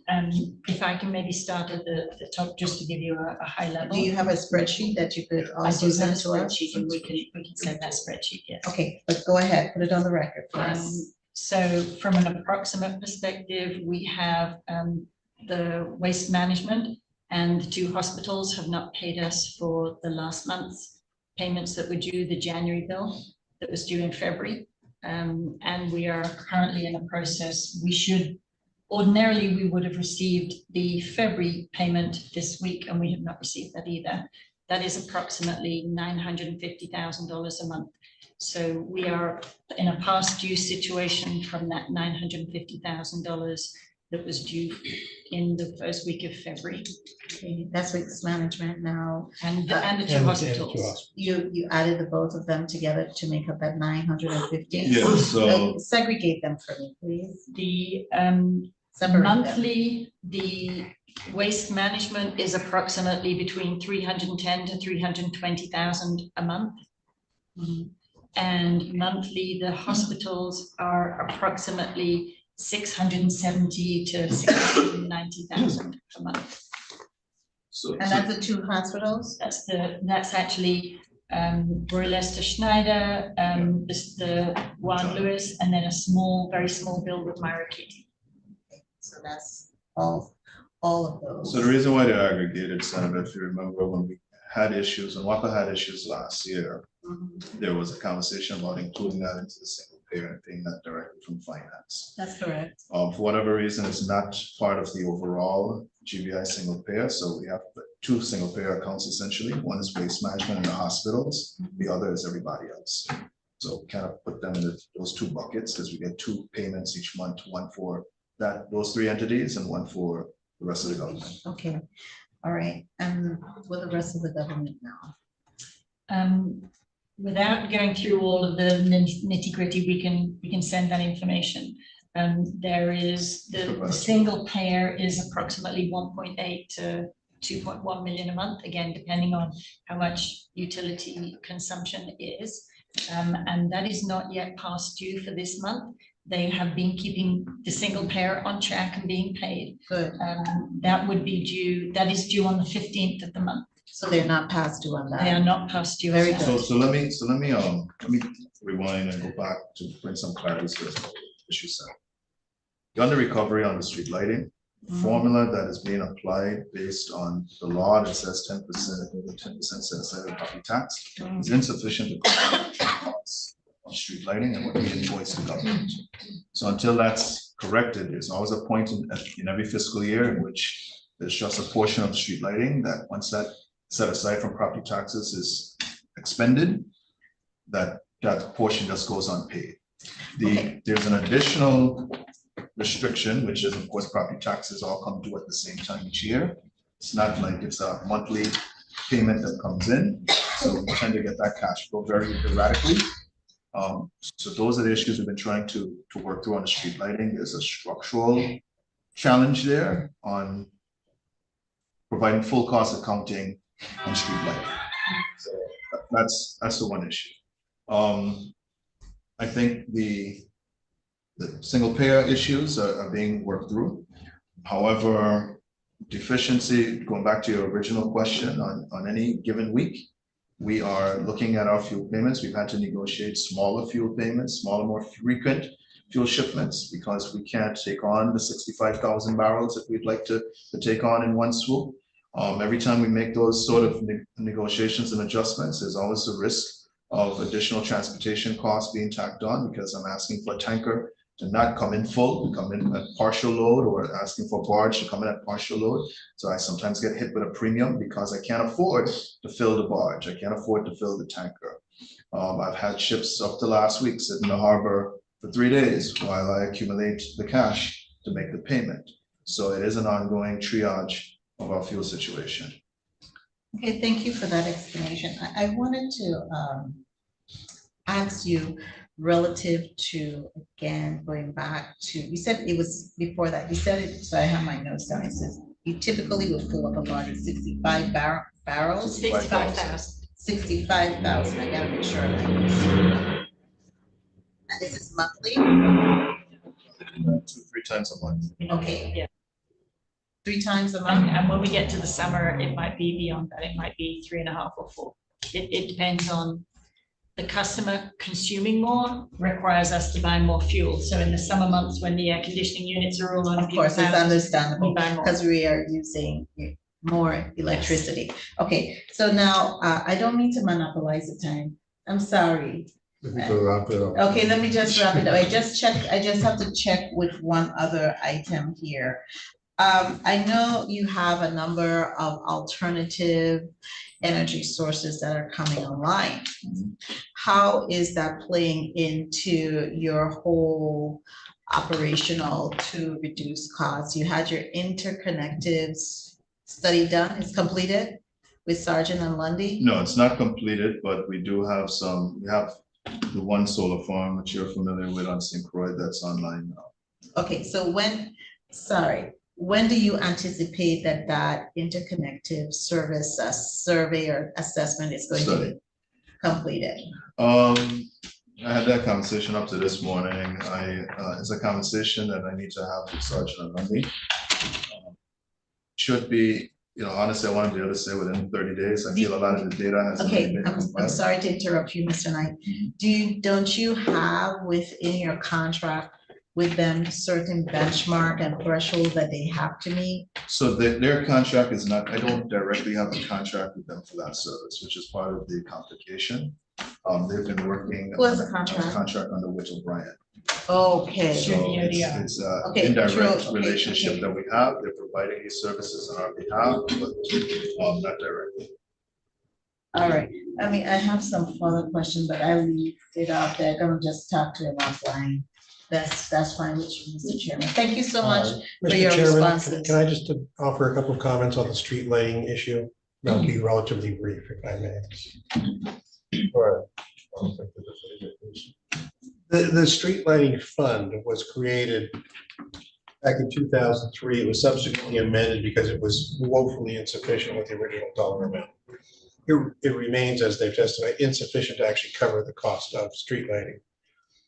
We have discussed with previous management and with previous legislatures, there is nothing in the street lighting fund that says the government is entitled to free lighting once it runs out of the tax money. Tax money that's set aside is simply a set aside. If you owe more, the government still owes more. They either need to pay that bill or WAPA needs to adjust the street lighting to reduce the cost of street lighting to what the government collects. I don't think, from what we've heard repeatedly, the government wants to reduce the amount of street lighting in the territory. Those are really the two options. Okay. I don't know who it is. Or we increase the, Increase the funding. yeah, and I, just, Mr. Chairman, just bear with me one moment, please. And we are, as the legislature, are really strongly deliberating some of our tax structure, but we just need a tax commission to get up and running, so we can have some good data and analysis. But WAPA has no intentions of increasing the street lighting that we currently have, correct? If I'm a responsible, prudent CEO of the company, I would. But you are not. As someone. The jury's still out on this Oh, one. my God. But I weigh my prudence with a member of I the think he community is. and the outcries that I hear from the community. And it is a difficult, that's why I wanted to make sure I put that out there very starkly, because I'm not doing right by WAPA by not reducing the amount of street lighting to match what we actually get funded for. So the answer to my question is yes. Everything's on the table at this point. Mr. Knight, you testified that on January 26th, Watsilla 7 failed. Correct. When did the repair persons come to St. Thomas to work and About a week and a half afterwards, Mr. Levin. About a week and a half. It was the following week, I think midweek the following week, about a week and a half. There. So the last Between 30 7 to 10 days. So the last 30 to 45 days, have you been able to fix the problem? They have been able to identify the problem. They've repaired one of the units already. They've made repairs to the overarching issue. There is some machining that has to take place on the other units. That's a little bit more time consuming because that fabrication is done in Louisiana, and then it has to be shipped in. But they have done the first unit, repaired the first unit. Is that unit 7? Unit 4, Watsilla 4, which was the one with the least amount of damage. Okay, but what's the status of unit 7, the first one that failed? So Watsilla, that one is because it has the most damage. We're saving that for last. We're actually going in sequence. Watsilla 5, we expect to have back in 2 weeks. Watsilla, let's see how I get into the end of April. So Watsilla 6, we expect 2 weeks after that. And then Watsilla 7, 2 weeks after Watsilla 6. So that's how I got to April, late April. Maybe switching subject a little bit. You have extended your contract with VTOL. Yes. Have you provided that agreement to the PSC? I can. I don't believe that we have, but we can certainly provide that to you. That we question that you provide that, and continuously all of your contracts with VTOL should be submitted to the PSC. Sure. When do you intend to make a payment to the PSC? Outstanding assessment. Lorraine Kelly, CFO. As mentioned before, our cash position is extremely tight, and we have to weigh whether we pay for fuel, whether we pay our employees, and whether we pay debt service. And then all other vendors are a category secondary to that. Unfortunately, the costs to the PSC are extremely exorbitant for us to be able to pay at this time. We have made some small payments, admittedly they are small. It is consistently on a monthly basis in my mind whether we have the funds to be able to pay portions of the PSC. It is our intention to, when the cash is available, make those pickups. So where do we fall in the hierarchy? Right after the category she just outlined. I'm sorry? Right after the category she just outlined. That doesn't help me. We're endeavoring to do our best. There's some more work that we have to do, and perhaps this open session is not the right. There's critical work that we're getting to that's necessary for us to really address our marriage, and that includes the public services commission. That to put a time frame on that between now and next month's hearing. Right now, things are a little bit opaque. We do have some cash flow issues that we're working our ways through. I do feel that the convergence of the Mozillas, the renewable projects, some of the different enhancements we've made over the last 6 months are going to improve our ability to keep up with our debt obligations, including to the PSC, and to work off the arrears that we've incurred. So, Ms. Kelly, you testified in response to one of Senator Joseph's question about your past due amounts that's owed by entities. Am I correct that is your intention to collect those funds?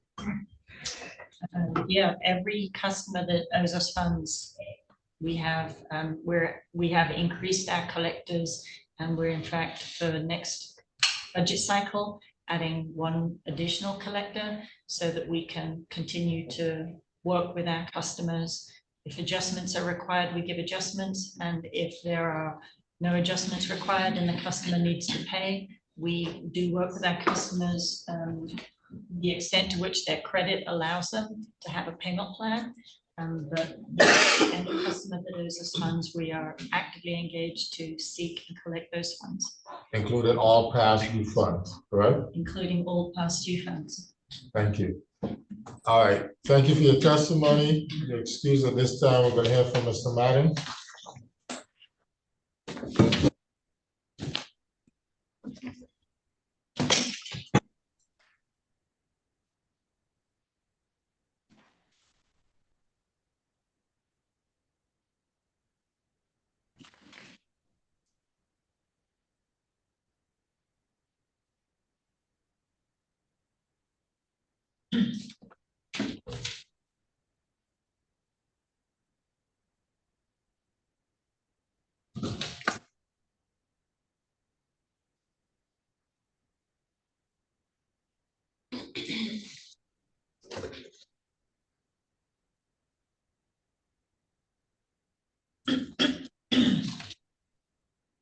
Go ahead.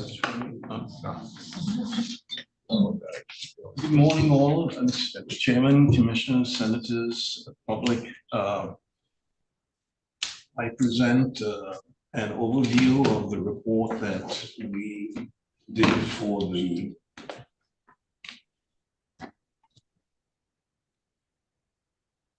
Place your name on the record, please. Yeah, it's having a little trouble. Okay. So State your name for the record, please. just give you the highlights of Name. I'm sorry. Name. Name is Jamshed Madden, consultant to the Public Services Commission. In terms of the overview, the Water and Power Authority submitted its petition on January the 16th, 2025 for the Electric LEAC for the fourth quarter of fiscal 2025, that's April through June of 2025. Information was also provided for the Water LEAC for the calendar year 2025, and it was filed on December 3rd, 2024. It's important to point out that WAPA continues to make these quarterly filings with complete disregard of the minimum filing requirements. And as such, we believe that the filing is incomplete and could be disregarded by the Commission. I just want to make a point. The minimum filing requirements is more than the Excel spreadsheet. The minimum filing requirements took a year in front of a hearing examiner to get the requirements, and it went through one set of modifications with her, and they're important. WAPA, the institution, has their filings previously that were filed in accordance with the minimum filing requirements. At the moment, we get a one-page transmittal with one paragraph that has any meaningful data. The previous documents had significant narrative on what the assumptions were, how the sales were forecasted, how the generation was forecasted. For example, we have no information on why units 6 and 7 were disregarded for output. Nothing, not a word. Since the file, there have been 2 changes where the units have been taken offline. Nothing formal has been filed with the commission. If it's not filed with the commission, it's not in the record. May have picked up the phone and called the staff, the PSC staff. We were not involved, and it happened twice since this filing was made. Nothing is in the record with regard to that other than what staff has gleaned and put into the record. So this has to be corrected. It's more than the spreadsheet. Ernst & Young did a good job streamlining the Excel. We agree with that. And the spreadsheet's correct. The numbers are the numbers. It's being reorganized to be much more efficient. But the narrative, given that these filings are quarterly, staff only has 45 days from the time we receive the report to the time we file a report. We need this narrative. We need to go back to the requirements. They're very specifically stated in the commission's order, which adopted the hearing examiner. That's just not being provided. It's totally being ignored. So that is what the staff is pleading, requesting, be reestablished. We can do some of that by conference. I agree with the CFO. And the conferences help a lot if we have them. So I just make that comment that the minimum filing requirements are quite important with regard to the filings. And you're available to sit with WAPA, with Ms. Kelly and her team to go over what it is you need and, look at what the MFR have been and what they're deficient in, if anything, so that everybody's on the same page, so that you get the information you need to do your report so that you can provide it to the commission, correct? Yeah, sure, but I mean, there is an existing commission order which adopted the hearing exam, and it's laid out pretty specifically. We understand all that, but I think it might be helpful for you all to get together in a room on a conference call, have a conversation, sure, so that everybody's on the same page, so that Commissioner Hughes doesn't have to go through this another time to be guessing that information. Chair, I think the more productive suggestion is to remember that Ernst & Young worked with Georgetown and others to develop this minimum filing requirement, to refine it, to get it as simple as possible. It's still not particularly simple. It's more complicated than I would like and thought was necessary, but it's what the consultants and E&Y agreed was sufficient. The team that developed, following that exercise, the team that provided WAPA with essentially the entire filing still exists, and WAPA still has access to it. So it's not clear to me why, if WAPA has access to the people that complied with the minimum filing requirements for a period of years, why they've deviated from that filing. And the question, I guess, would be, they feel they have not, and we feel they have, and that's actually the question. But the people that have been providing this information directly or indirectly to the PSC, WAPA has complete access to them. I don't understand why anything changed. It seems to have changed with the arrival of Ms. Kelly, because when Dr. Smith was here, actually she was here for a period of that time as well. Yeah. The filings were complete at that time. You guys need to work it out. I just know that the data is there, and I know that the people are there. I know the people. Why WAPA can't recreate what they've recreated before is beyond me. Fine, and that's what we're saying. We're going to get together and work it out, and I will caution WAPA that if our consultants are saying we need these 10 items and you disagree and you think we only need 7, that you should earn the side of caution and provide the 10 that our consultants are asking for, because that's who we're relying on. Just so in the conversation, we're clear in terms of who's guiding the ship. But go ahead. Thank you, Mr. Chairman. So continuing on the report, for the Electric Act, WAPA customers had hoped that the 4 new Watsilla units would be finally online commercially to provide some rate relief and enhance system reliability. In its simplest terms, WAPA's ratepayers have been paying nearly a decade for more reliable and efficient generation with associated rate relief. In the petition, WAPA says the filing assumes that the Watsilla units are fully available for dispatch. As such, only a single scenario of the Excel spreadsheet was included. Unfortunately, recent events that have unfolded have proved this assumption and associated fuel savings to be uncertain, as has been the case in all recent electric REACT filings. WAPA has recently taken the 4 Wärtsilä units offline. The time we wrote this report, this is the first time they took the units offline, and recently there's been an update, a second set of setbacks which are being worked through. The solution seems to be the same from what I've been told by council, that 2 of the units will be online in March and 2 of the units will be online in April. The team of Wärtsilä personnel is on island performing analysis and repairs to the generators. WAPA indicated, as I said, unit 4 will be online, etc. And the current version is 2 units online in March and 2 units online in April. In the current petition, WAPA says, effective June 1, 2024, WAPA entered into a 9-month propane supply agreement with Vitol. WAPA is in the process of issuing an RFP to find an alternative LPG supplier. At this time, there's significant uncertainty around what responses WAPA will receive to the RFP and what transportation rates will be offered. As such, WAPA is assuming a continuation of the current LPG transportation rate until RFP responses are received. This was in the petition, and that again has been updated just days ago. Nothing formally in the record, but I understand from council again that there's an extension to August of 2025, and the transportation rate is still at the rate of 59.5 cents a gallon. And the executive director has indicated that he'll provide. I'm sorry, I didn't hear. The executive director just testified he'll provide that information to us.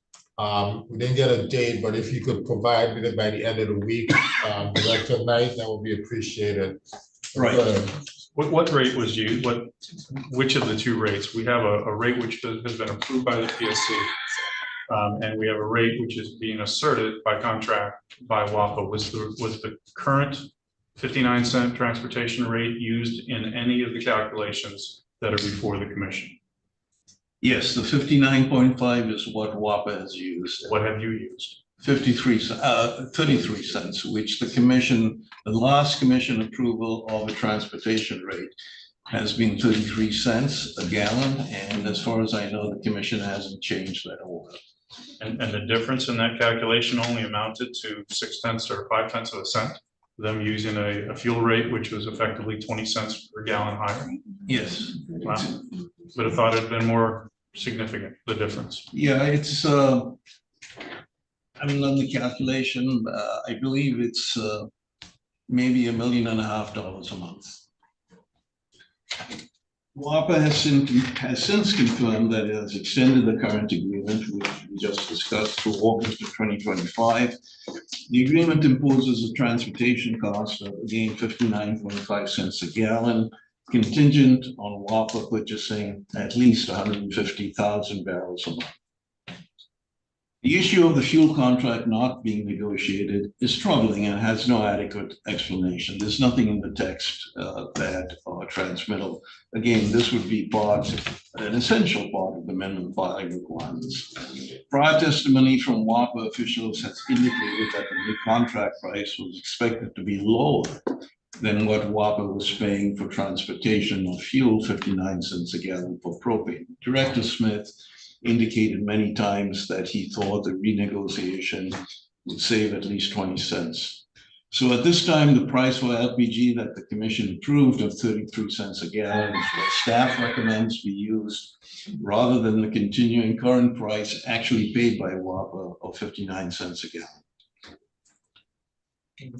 WAPA states, in its filing, WAPA assumes that the Petronella solar farm is online and providing power to WAPA.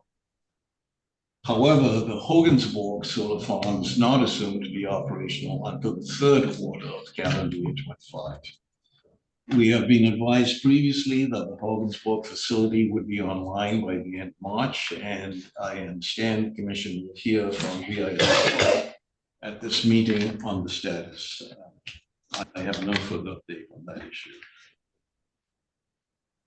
So in the second quarter, Hogansburg is not in the calculation for the LEAC. If it were available, I would imagine that our numbers would be reduced slightly further. While staff has been told that the 4 new Watsilla units have undergone testing and were briefly dispatched, they have not been in sustained commercial operations. WAPA's filing does state that it assumes that the unit will be available April 1, 2025. Specifically, this filing states, Virgin Islands Water and Power Authority submitted its petition for the LEAC, etc.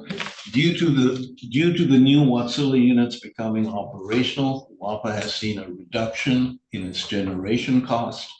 However, the authority is not requesting any reduction in rates at this time in order to recover its deferred fuel balance. The schedule will result in 2 of the Watsilla units being available at the beginning of April to the June quarter, and the remaining 2 coming online in the first month of the following quarter. WAPA has requested that the existing LEAC rate of 22.22 cents be continued for at least the next 3 months. Staff does not believe this is a reasonable assumption, given that the 4 new units have been on island for more than 3 years. No information has been provided on the deferred fuel issue by WAPA directly or in response to questions requested by the staff. The validity and prudence of the entire deferred fuel account has yet to be presented and ruled upon by the Commission. For several years now, WAPA has not sought a rate that supports its current generation costs. Before the Commission considers whether those costs are reasonable, just or prudent, WAPA simply goes into each period knowing that it's going to lose money. As a result, WAPA has no working capital left, has deferred payments to its vendors in significant amounts, and is significantly in arrears on maintenance of its generation and distribution systems.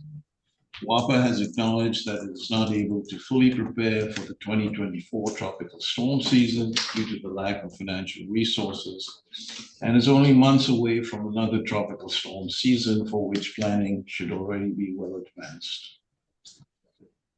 On the shipping and transportation costs, the following information was provided or obtained through information provided by WAPA in this proceeding for the projected period April through June, the next quarter, the current LEAC, updated for the current fuel prices and priced on the Commission-approved 33 cents a gallon for transportation.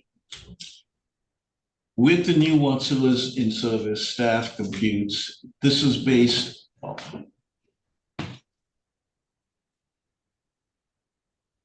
Would you like a copy of the report? Yes, please.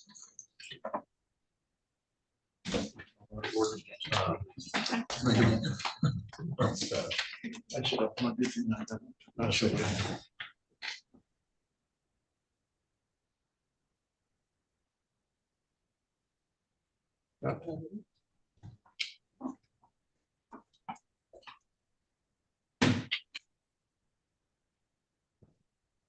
No, it's I need a different. I tried. That's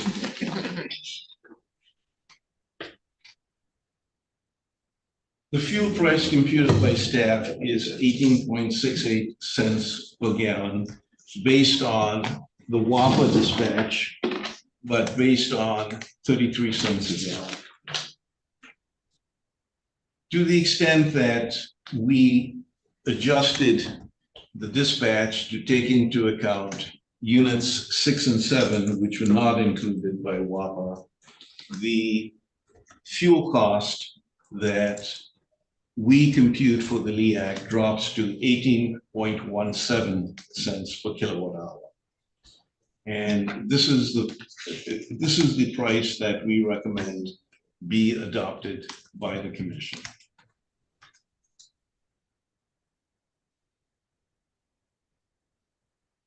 So we state in our report that it's our recommendation that the electric LEAC rate of 18.17 be implemented as the new electric LEAC rate. With regard to the Ernst & Young study, we have a summary in our report. Don't need to go through it all here. I think the commission has seen a lot of the issues that Ernst & Young raises, is very familiar with those issues. As we say in our report, the key issue that we believe is stated in section 8 of the section of the report, where Ernst & Young says a key takeaway of that report says in phase 2 of the assessment, options will be evaluated to resolve legacy issues, debt issues, and needed cash reserves. Options to be evaluated may include government support, new revenue generational or operational cost cutting, improvement, sale or portions of the business, monetization of assets, joint venture, partnerships with third parties, or restructuring. Staff believes that this is a key aspect of the study. We observe that the condition of WAPA not paying its liabilities is and has been disastrous. Vendors not paid, accounts receivable at unsustainable levels, resulting in deferred maintenance of equipment and deferrals of service to WAPA, resulting in high costs and poor service quality in power. WAPA has not paid its regulator, the commission, and its resources, amounts due by statute that we believe is unheard of in any other jurisdiction. Staff believes it would be helpful to make clear the consultant, Ernst & Young, sees as the objectives for the options being developed. Will the objectives be consistent with well-established regulatory principles to have electric rates only reflect prudent costs, which we believe is the standard across the country? Who would determine the appropriate rate should be? Currently, it would be the commission that would establish the rates. And staff observes that to the best of our knowledge, the commission has not been interviewed for this study.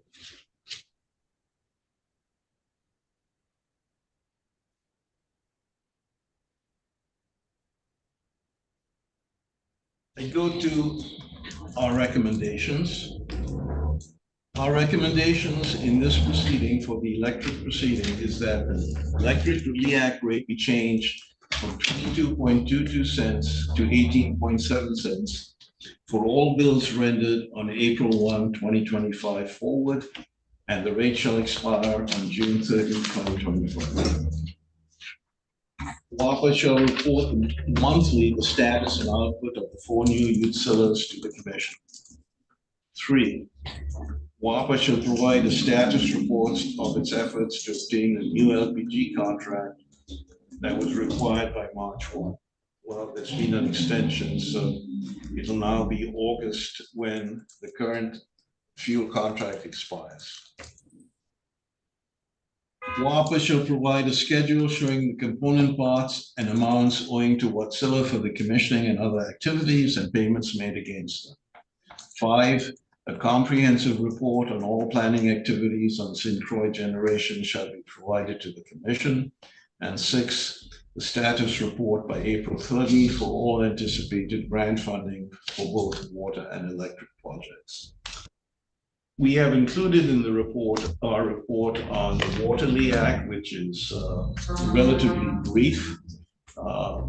The filing by WAPA indicates that they would like the current rate of $9.53 a thousand gallons to remain in place. They indicated that the cost that they compute for the LEAC on a cost basis would be $12.53 a thousand gallons. Some of this is due to the increased rates from 7Cs. And the second issue, which is troubling, is that the line losses seem to have increased significantly. In this proceeding, the amount of water produced and purchased from 7Cs has increased, and the amount sold has decreased. indicating the line losses have increased even further. That's troubling. The staff's recommendation at this time is that that commission adopt WAPA's recommendation to keep the water LEAC at $9.53 1,000 gallons. Monitor what the electric LEAC will be. The electric LEAC is a substantive input issue to the water LEAC, and to the extent that the rate actually drops and the fuel savings actually occur from the 4 new watt cellars being in service on a consistent basis, what the calculation would show as to what, if any, change in the water LEAC is warranted. And that concludes our report. Thank you, Mr. Madden. Questions by the commissioners? You probably want to hold on to that until the question. You could hold on to that. Okay. Commissioner Sams? Commissioner Williams? No. Commissioner Hughes?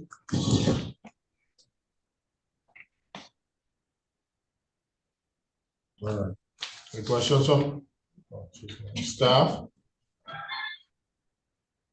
No, thank you. All right. Thank you, sir. Any discussion by the commissioners? A motion?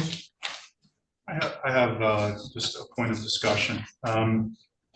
First of all, I'd note that this commission in the first quarter structured its motion for the LEAC rate in such a way to recognize 2 components of it, essentially. One is what we're calling the current fuel expense, which is the number that Mr. Madden has been discussing, and the number which WAPA has asserted.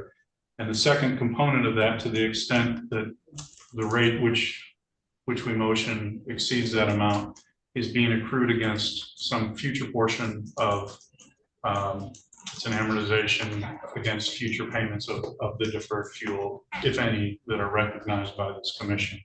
I think that's a very useful way to characterize this, because we haven't completed the conversation about deferred fuel recovery. We can't do that inevitably, or we can't do that continually, because at some point we will have accrued amounts that perhaps are not owed to the utility. So if we need to get to the deferred fuel conversation sooner rather than later, as we accrue payments against any future award. At some point, it becomes problematic that we've accrued certain amounts against an award that may not be made. I would not think it requires a motion by the commission, but I would suggest that staff and WAPA start that conversation of, I would say, a high-level discussion of formulating the positions of each side as to what that number should be in terms of recovery against the 139 million which currently exists on the books of the utility. This commission has not taken a position to guide our consultant with respect to prudency of recognition of certain of those amounts that are going to come out of that conversation. For instance, we have not taken a position on whether or not we will allow you to recover the difference between the commission's approved transportation rate and the transportation rate which you're currently paying and negotiated without inclusion of the commission. We haven't taken a position with respect to public subsidies and whether or not they affect the recovery of fuel expense and how they might be applied to that math. So we haven't actually given our consultants or our staff guidance about some of the major components that are going to affect the conclusion of the deferred fuel expense discussion, but we need to get at that discussion, surface those questions for the commissioners so that we can give guidance to the conversation that you're going to have with our staff. The sooner you guys start that conversation and assert the math, the sooner we can identify the prudency arguments that the commission has to speak on. I'm not going to try and anticipate them all. I know what a few of them may be, but you guys need to decide what guidance you need on certain components of this deferred fuel balance that may or may not be recognized by members of the commission. So I like Attorney Sprain, Director Satori. I'd like you to convene those meetings. CEO Knight, if you guys would get that up calendared. Because I think by the time we get to the third quarter, we're gonna have accrued enough money that it might be problematic to try and claw it back. So I'm prepared with probably out of Brandon for the motion on the Go ahead. I mean, does anyone have any additional thoughts on that? Mr. Madden, Mr. Knight, are you prepared to enter into the discussion of the deferred fuel account? Because we keep talking about it, but no one's put forth a position, so. So, for the record, Mr. Boyd Spren and the accounts receivable team did actually meet 2 weeks ago and had the spreadsheet up, and we met for about 45 minutes to discuss it.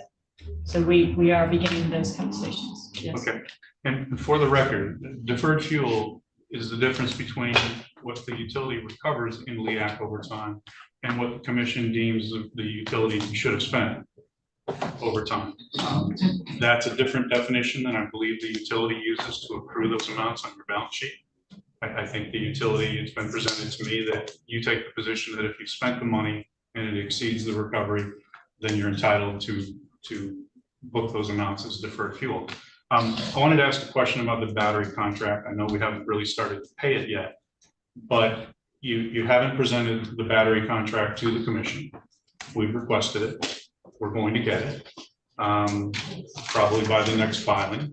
Are you intending to accrue the costs of the battery contract in deferred fuel, in the deferred fuel account?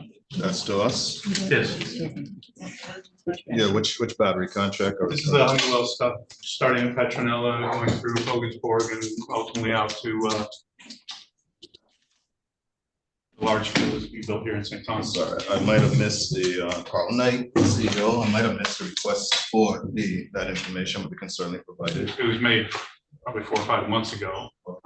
My feeling is that you're certainly entitled to it. I see no reason why you would not provide it. It's public document. I can provide it. It's not a problem. It's how are you planning to recover the costs? I don't know what they are because I haven't seen the document. How are you planning to recover the cost of the battery contract? I mean, that's all rolled into our costs associated with the solar farm. Which is a component of LEAC. Right. So under recovery. 10.9 cents. No, it's a separate fixed charge, monthly fixed charge. So there's a contract for a separate monthly fixed charge for the batteries, but I can provide that. Okay. So to the extent that you're under recovering in LEAC, you are effectively under recovering that amount as well. But we don't calculate that amount in LEAC. We use the 10.8. You haven't paid it, so you have not asserted those battery amounts yet. Okay. They have to be hitting the books fairly soon because the batteries are now online. Yes, they will be. Okay. Raymond's back. I'm happy to make a motion with respect to the electric LEAC. We made the motion. Tonight, so we're clear, you will provide the Honeywell battery contract as well as the Beach contract no later than March 5th, 14th. It's the VI Electron battery contract. Yeah, Electron. We just sent it. We just sent it. I just sent it. Okay. Yeah, Yeah, yes. Sir. I think I haven't seen it. We think we sent it before. I'd like to make a motion, Mr. Chair. With respect to the electric levelized energy adjustment clause for the period April 1st to June 30th, I move that the rate be maintained at the current 22.22 cents per kilowatt hour. Of those amounts, the commission recognizes that 18.17 cents of that amount shall be attributed to current fuel expense, and the remaining portion, 4.05 cents, be accrued against any future deferred fuel recovery, which may be negotiated between the commission and the authority. So, Second. There's been motions been made and seconded. Any discussion?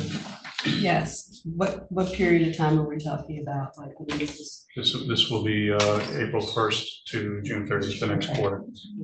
I'll offer a point of discussion as well, because I didn't include it as a motion. When we first talked about this in the last quarterly act discussion, we talked about the idea that we were providing the authority with what amounts to recovery of additional funds, additional receivables. At that point, 4.5 cents, and that's about $2 million a month to the authority. We feel that that is working capital. We feel that that should include payments to cover your assessments to this commission. I was very tempted to make this particular motion contingent, or your collection of this rate contingent on your payment of certainly the docket-specific assessments that are owed, which is an amount of approximately $144,000 prior to the implementation of the rate. I will include that in the motion in the third quarter LEAC, and you will not collect any additional funds above the current fuel expense amount. If my motion carries, if you do not pay this commission, it's docket-specific assessments. So that will be a condition of not this rate, but it will be a condition if I make the motion in the next rate. Please prepare for that with your cash flow. We are not going to continue to wait and be the only commission in the United States that allows its public utility to not pay its assessments. So that's the next rate will be dependent. Your working capital of $2 million a month will be dependent on your payment of certain amounts to this commission. So I didn't include it in this. I didn't want to spring it on you today because it's 15 days to, for you to come up with 150 grand, but that will be included in the next motion for the next week. Ms. Kelly, plan for it. But let me add to that. I think we all concur with what Chair Hughes is saying. We're very concerned about WAPA's lack of payment of assessment to the commission. It's unacceptable. And while you may have us at the bottom of the totem pole in terms of priority, it's our position that we need to move up to the very top of that priority scale, because your failure to pay your assessment is affecting us, setting a bad precedent. It's not something that we want to continue to extend. That we worked with you to provide you with working capital. We expect WAPA to, in return, pay its assessment to the commission. So, in the future, there are going to be other terms and conditions if you don't voluntarily on a timely basis make good on your obligations to the commission. All right, we have a motion that's been made and seconded. Roll call. There's been discussion. Roll call. Roll call. Commissioner McGrath excused. Commissioner Nichols Sands. Yes. Commissioner Raymond Williams. Yes. Commissioner David Hughes. Yes. Commissioner Pedro Williams. Yes. Mr. Chair, you have 4 voting yea, 1 excused. The motion is carried. Thank you. Next item on the agenda. Thank you for your testimony. Your excuse. Well, not quite. WAPA, water leak. I'm Then we can move right to a motion. sorry? Before we do that, Mr. Chair, just a little housekeeping. We also, I'd like to make a motion that the 30-day advance notice be waived for the new electric LEAC rate. Otherwise, they won't be able to implement it on. So, I don't know if we need to do that in this instance because we're not changing the rate, so the tariff remains the same. okay. I think we can skip that. Well, actually, it expires, and we're putting a new rate in place. So, In abundance of caution, I'll defer to your motion. so I move that the 30-day advance notice be waived for the electric LEAC. So, second. Roll call. You want to discuss? Any objection? Yep, 57. Acclamation is approved. I move that the water levelized energy adjustment clause be adopted at $9.53 per 1,000 gallons. So moved. Second. Discussion. Any objections? By acclamation? It's approved. Yes.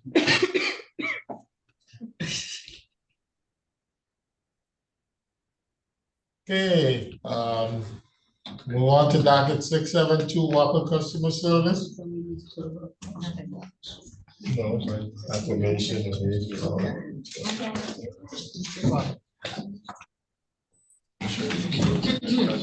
We'll open that up.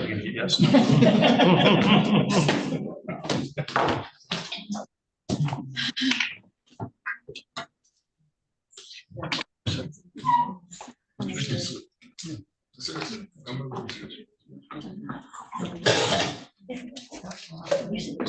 Will you raise your hand to be sworn, please? Do you solemnly affirm that the testimony and evidence that you're about to give is the truth, the whole truth, and nothing but the truth? Does that help you guys? Thank you. Please state your full name for the record. Dion Sinclair, General Counsel. Julius Obin, Chief Information Officer. Julius Obin, Chief Information Officer. Information? Yes.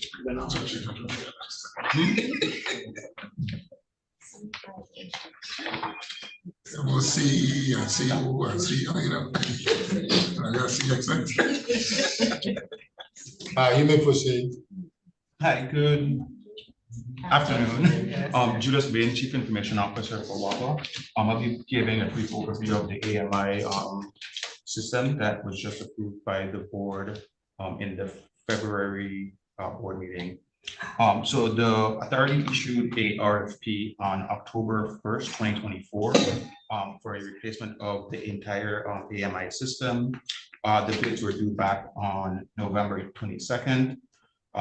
They had a on-site presentation by the shortlisted vendors on January 20th, the week of January 20th. The committee met and did the final vendor selection in February of 2025, and we had board presentation and approval in February of 2025 as well. We are currently about to begin the contract negotiations with the vendor, the selected vendor.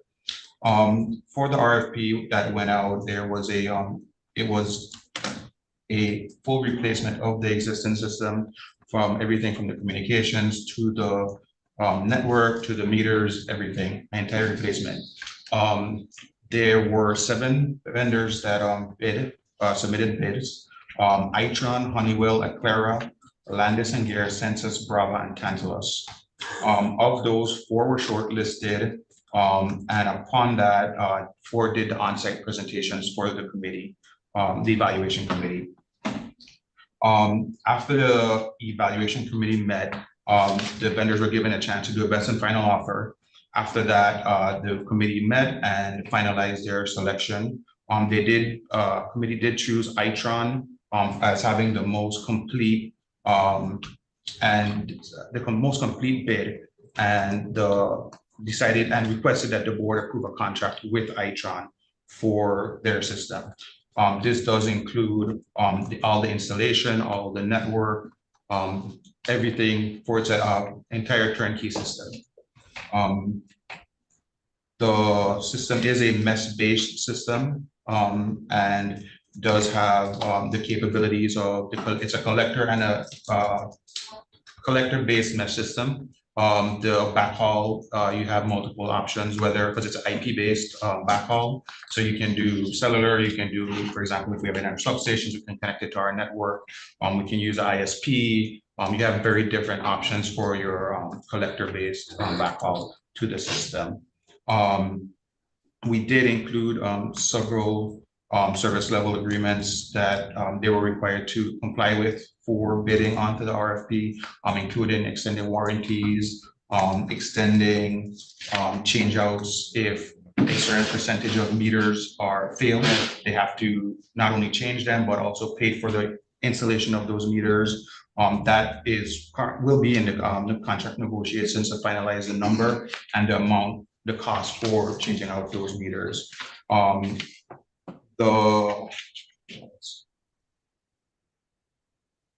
The total contract that was approved by the board is a 4-year contract, not to exceed $30,311,132.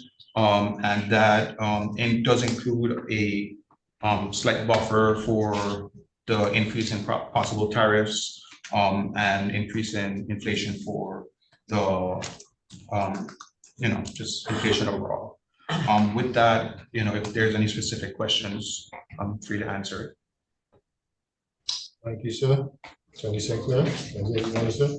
I think Mr. Orbain covered it all. Sure. So this is a federally funded.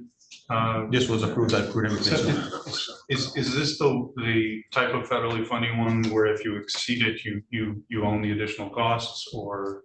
Yes. Okay. So we need to hit this. It's a Itron needs to hit this number.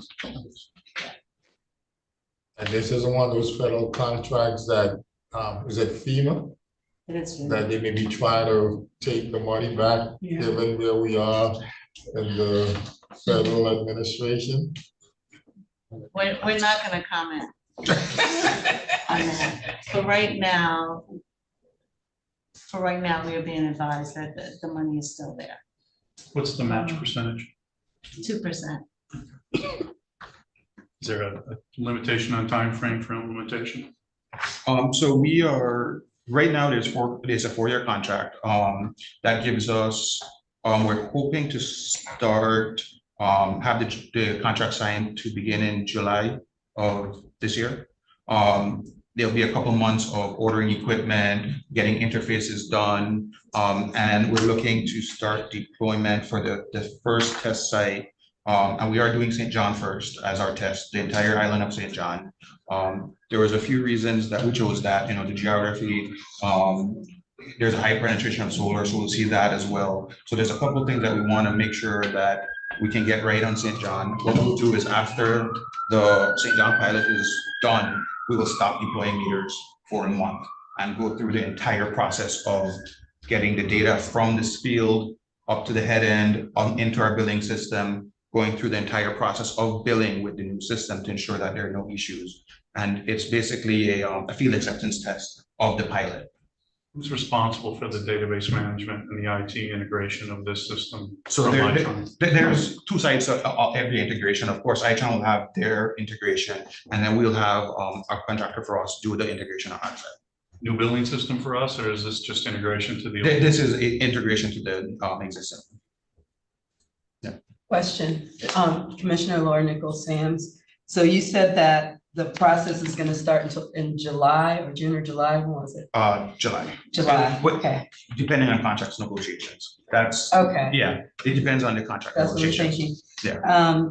So the grant that we're receiving from FEMA to pay for it, we won't know until July whether or not we're going to receive funding, or? No, it's a prudent replacement grant, so the money has been obligated, I believe, in October of last year.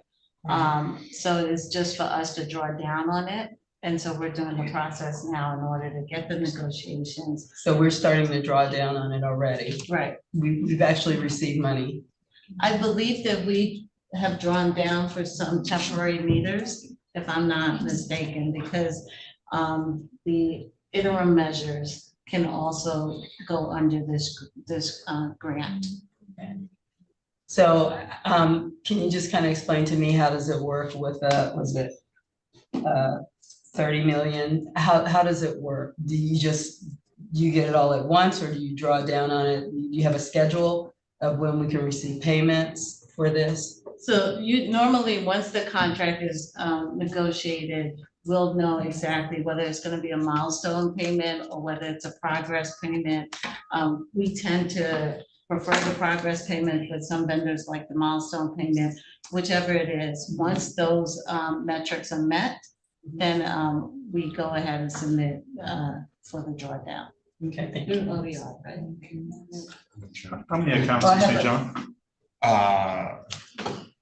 Rough number, 3,000. So you're gonna recover maybe close to 3,000 working meters in the pilot process. Yeah. I don't know if we still have a meter shortage. I know we ordered a bunch of new meters. As part of the project, the vendor is required to dispose of them. I wasn't thinking disposal so much as redeployment into the other deficient systems where we don't have meters, while those systems are still using the old AMI. Is that feasible? That is feasible. We then just take into the fact that then we have to dispose of those Sure. meters when we're done. Or is it even necessary? Because I know we have ordered in a bunch of new meters. Do we no longer need the old stuff if we recover it? We're not gonna try and recover it. Okay. I'll have to think about that one a bit. I have like two more questions. Yeah, let me finish with one more. The capability, the utility has a substantial non-revenue or non-production revenue problem, particularly in St. Croix. I generally assume that to be theft of services. It's not line loss per se from an engineering standpoint. Does this contract include the tools that will allow us to finally detect? Yeah, there are anti-theft tools.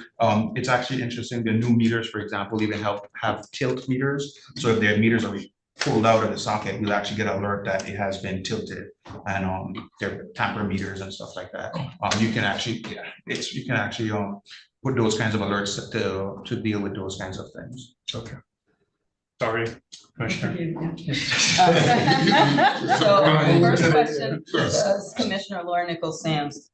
I need you to explain to me what this mesh system is. And the second question that I have is, if you're gonna be doing all of St. John at one time, then the other, islands afterwards, how's that gonna interact with your present system? How does that work? Okay, so I'll take the first one first. Okay. The second one first, sorry. So what we'll do, so as you know, we build on a cycle and a route. What we'll do is we'll build a cycle today on the old system. And then what we're gonna do is begin changing meters tomorrow. So that gives us 30 days to get through that cycle and route before we have to build it again. So what we do is literally stop the billing on the old system, go through, and then the next month, they'll actually go through and rebuild on the new system. So are you saying that it's gonna take you 30 days to get through St. John?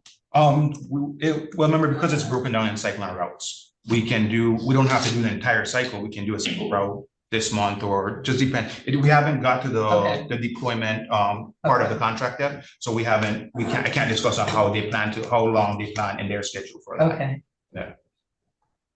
But what we will do is, as I said, we'll build it with the old one, and then the following month, that cycle and route would be built with the new one. And what we're actually doing is we are actually going to stand up a new instance of what we call the meter database management that's used for the billing. So we are not migrating any of the old data from the existing system to the new one. So we'll start fresh with clean data coming in from the new system.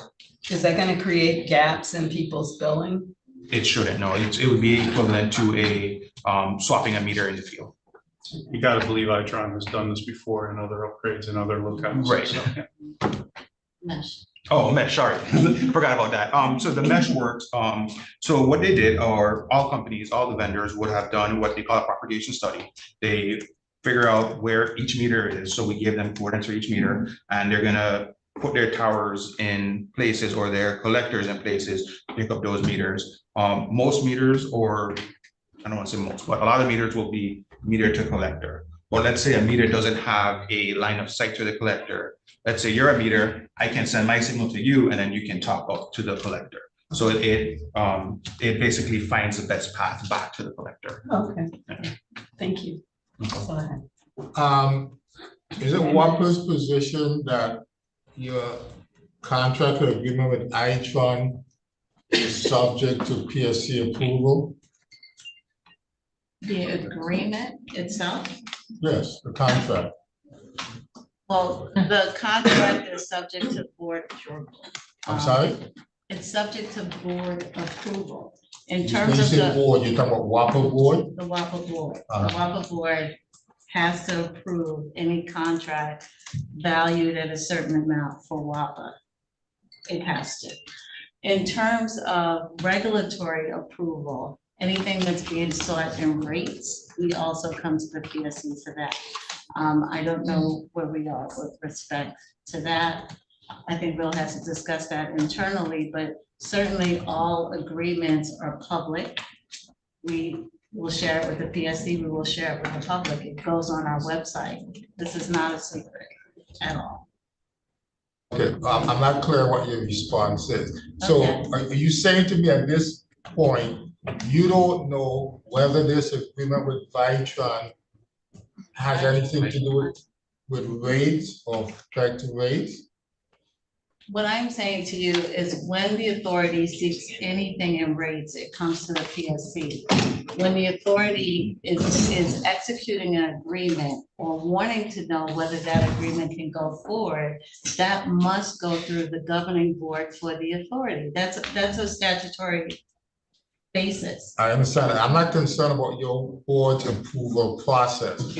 All I'm trying to determine is whether or not there's anything in this contract or potential contract that will affect rate and therefore it will be subject to the PSC's approval. So the All right, so answer is there's no. this No, is this is a a prudent grant-funded project. replacement. It's a grant funded project. Okay, and that's all I'm trying to Okay, determine. I'm good. So Chair raises an important question, All right. because historically, we've only had rate authority. And so that's a reasonable position to take. If it's not related to rates, then it doesn't involve the PSC. That's no longer the case. We technically have full authority to regulate the utility. So for instance, the efficacy of this project, whether or not it's a good idea. This commission could speak to that and tell you not to do this project. We could. I'm not saying we would or even want to. Yeah. So we probably need to have some discussion amongst you guys about a mechanism by which, when you're doing major contracts, and I think it's for the protection of the utility as well, you include in there a provision that subject to, at the written request of the commission, its approval. It wouldn't kick in every case, but our authority extends well beyond rate-related issues. So if we were to say, hey, we'd like you to bring that contract for approval, you would need to do so. It's common in the United States when new technologies are adopted that the public services commissions speak to the need for those in their community. So, you know, DER, distributed energy resources, battery deployment, all those things, even if they're not paid for by rates, they fall under the jurisdiction of commissions. And they do technically in this case as well. I'm not saying we want to be involved in those discussions. I'm just saying we could be. And it's probably a good point of discussion given the new authorities of the commission granted to us 2 years ago, that we get that question on the table for you, Ms. Sinclair, and for our general counsel as well. And we all understand the guidelines by which we're going to work. It's not as simple as you don't have to, because it's not in rates. Well, hold on. You don't need to stop. And that's where I was going with this, although I wasn't getting there quickly enough. Is that I don't believe that our jurisdiction is simply limited to rate. So, but I was asking the question in sequence, because I knew that was gonna be the response.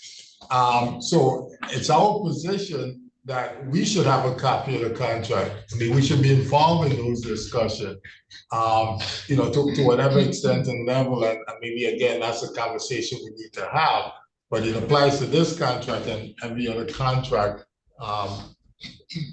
Yeah, I think respectfully, the authority is well aware of the changes to the statute, right?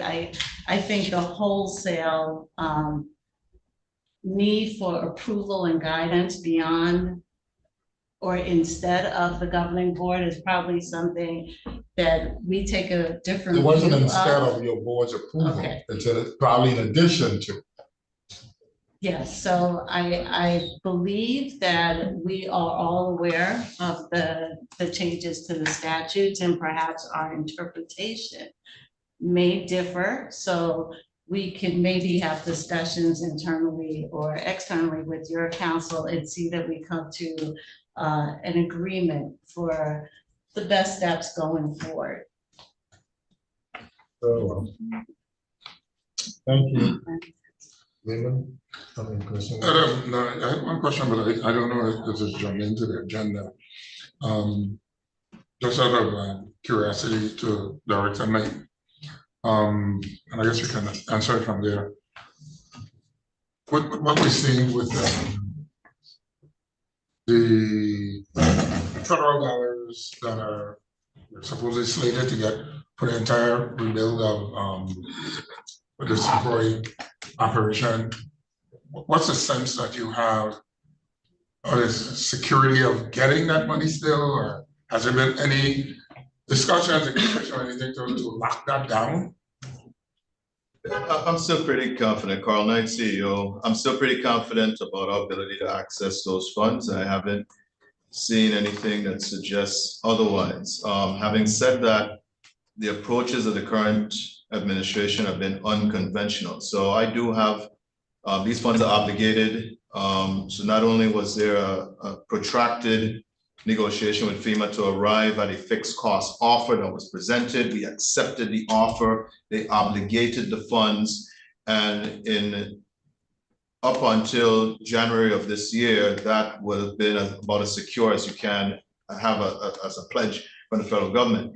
The unprecedented access to the Treasury payment system that basically said, when I come to draw the funds, as Attorney Sinclair explained, that you would block us from being able to draw down those funds. Well, that's never been done in the history of the country. So I have an ironclad obligated funds. I have a fixed cost offer that we've signed off on.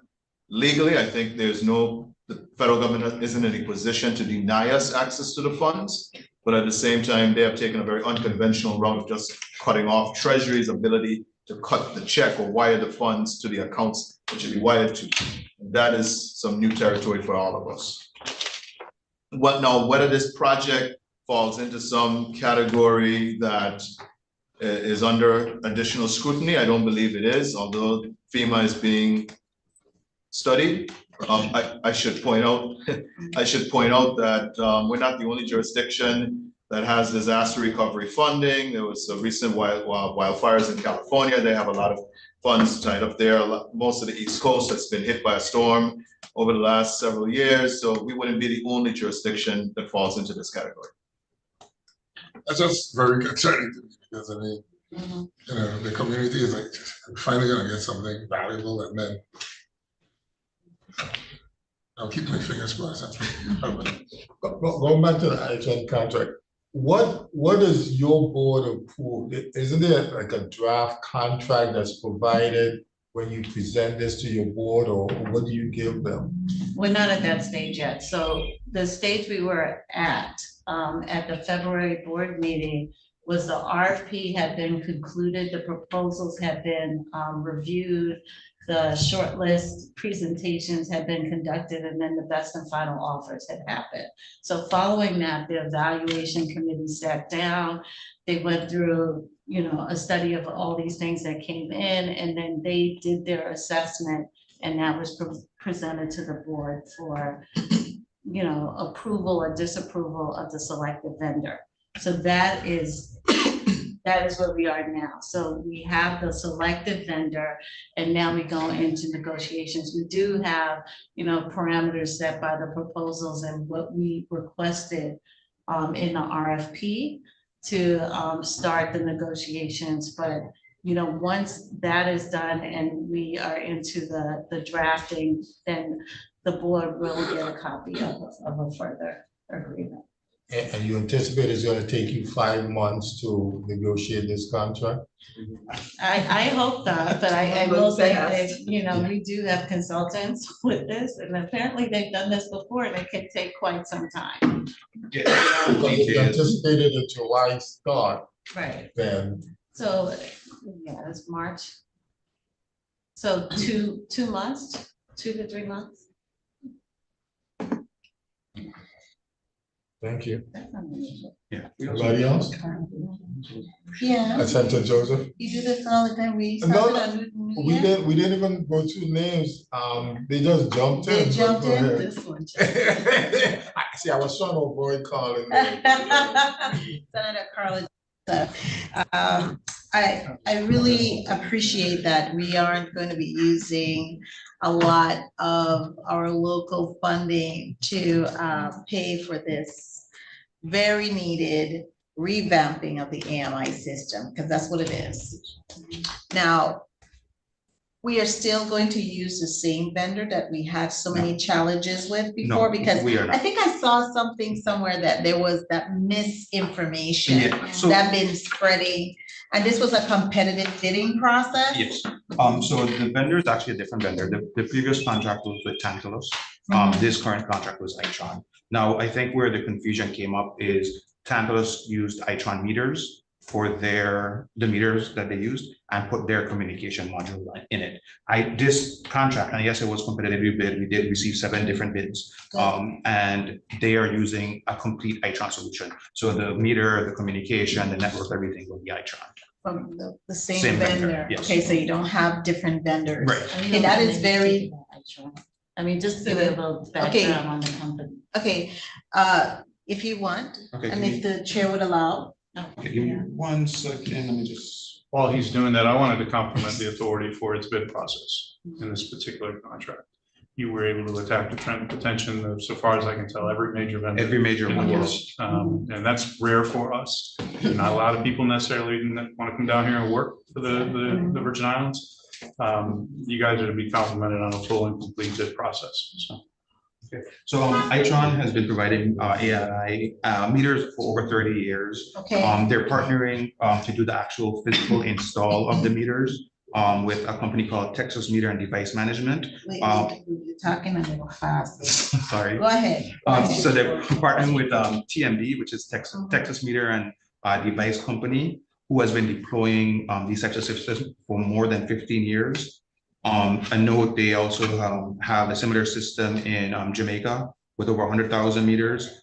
They're currently deploying in St. Kitts the same system, but they are using Aclara meters. And on this current technology, the one that we will receive, they have over 10 million meters deployed. Okay, so you're saying that Itron will begin the whole rollout by July, that's what you're saying? We hope to have a contract. How much, you're hoping to have the contract finalized? Yeah, and this notice to proceed in July. Okay, I'm gonna notice to proceed in July. Now, did you state how much the full contract amount was? It was 30,311,000. But that does include a small buffer for the tariffs and contingency for tariffs and stuff like that. Okay, and does it include mobility costs as well? The mobilization? Mobilization. We haven't negotiated the contract yet, so we don't know what their milestones will be. Okay, I don't want you to reveal anything that you can't, okay? What was the overall contract? First, Was we're gonna- public. Okay, I'm tired of hearing at the legislative end, you know, that the person entity who bid they have overbid of the amount that we can afford. And so I'm sometimes getting a little bit caution with my questioning, and because I think sometimes we let the potential vendors or bidders know how much money we have, and so they will bid to that money, then we are going to not be in a position to get any vendor. We have to send it out to bid, and it just prolongs the whole process. Okay, let me go back. Now, you have, have you paid them anything yet? No, we don't have the contract. Yet, so, okay, so you don't have the contract as yet. How many persons or homes do you think are going to be affected? And this is just electrical, or this is electrical? This is only electrical. Okay, Yes. go ahead. So the project is for the entire territory, so all 55, whatever the number is just today, but the 55,000 customers. 55,000 customers. Yeah. Okay, and I know you haven't fully negotiated everything, but they had to, in their bid package, provide you with a time frame that they anticipate that the project will end, or in phases. We have several different proposals for deployment of 12 months, for the meter deploy of 12 months, 18 months, 24 months. In the final contract negotiation, we determine which is the best path. Okay. Because you're gonna also, as you start to deploy, and the faster you deploy, any problems that come up, you have to, customer service will become overrun. If there's an issue with an account, you have to make sure all of that goes through the entire process. So, we want to move fast, but we also want to do it in a way that's very methodical, and we make sure that we are, hitting all the right points that we need to. Okay, thank you. I think I got enough notes so that when July comes and this contract, or August comes and this contract is not in place, then I know. Because I just take copies. I don't rely on the recordings. I just rely on my notes in my little notebook. All right, thank you. Yeah, this is Commissioner Laura Nichols Sands. So you said the warranty period was what, 4 years? We require 6. 6 years, okay. So what happens if the installation of these new meters go past the amount of time allotted? Do we move that warranty period down more? That's also will be done in the contract negotiations. That's gonna be in the Yeah, contract? yeah, Okay. they're also, what we have to take into consideration, I mean, my opinion is the day it's installed is when it, starts the warranty period, but that's me, But I mean, I think finalize that. it should be when the whole island when all the islands, or maybe not, Maybe but. not. But I just, I just see things just dragging on and we're going past, and then we're losing this warranty that we Well, have. we also have some additional. The term is substantial completion. Substantial completion. We also have some additional items in the contract where if a certain amount of meters fail, that we require in the RFP, if a certain amount of meters fail in a quarter, for example, that they have to replace the meter as well as pay to install the meter. So, and that period is for 10 years. Okay. Okay, thank you. All right, thank you for the presentation, appreciate it. Good luck with your contract negotiation. You helped us call the legislature. Moving on to the next item, document 692, advanced sustainable technologies. Good afternoon, commissioners, directors, and members of the Public Services Commission. This is Jason Levescon here. Can you hear me okay? Yes. I'm also joined by our CEO, Dan Levin.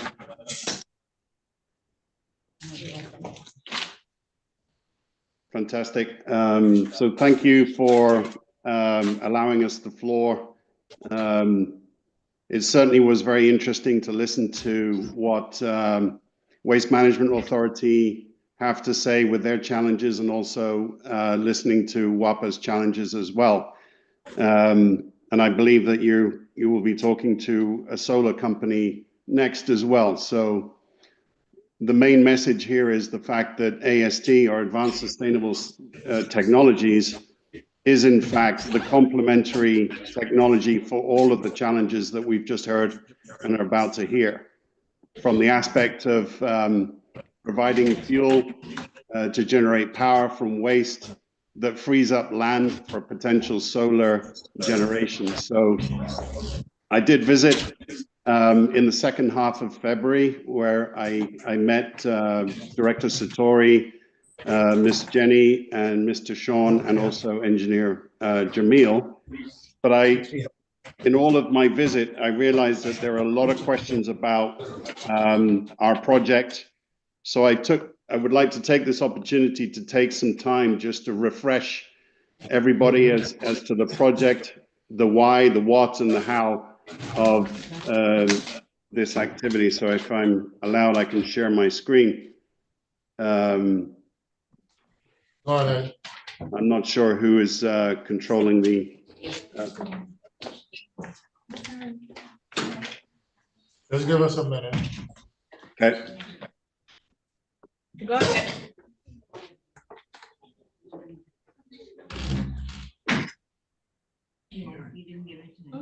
The same thing operating is alone. Jason Leviscon. I gave him the permission. Insurance.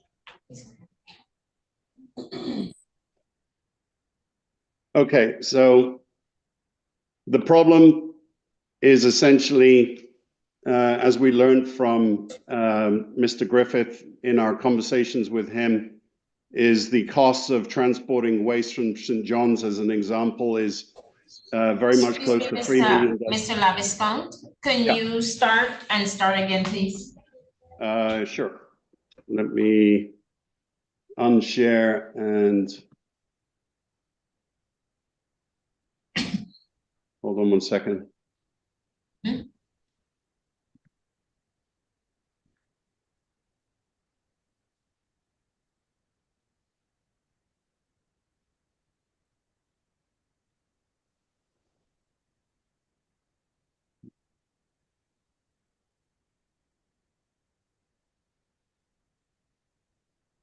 It does not seem to be cooperating.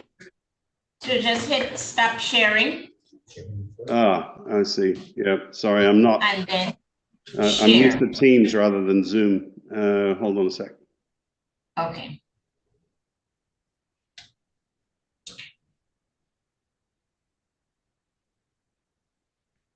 Okay, there you go. Fantastic.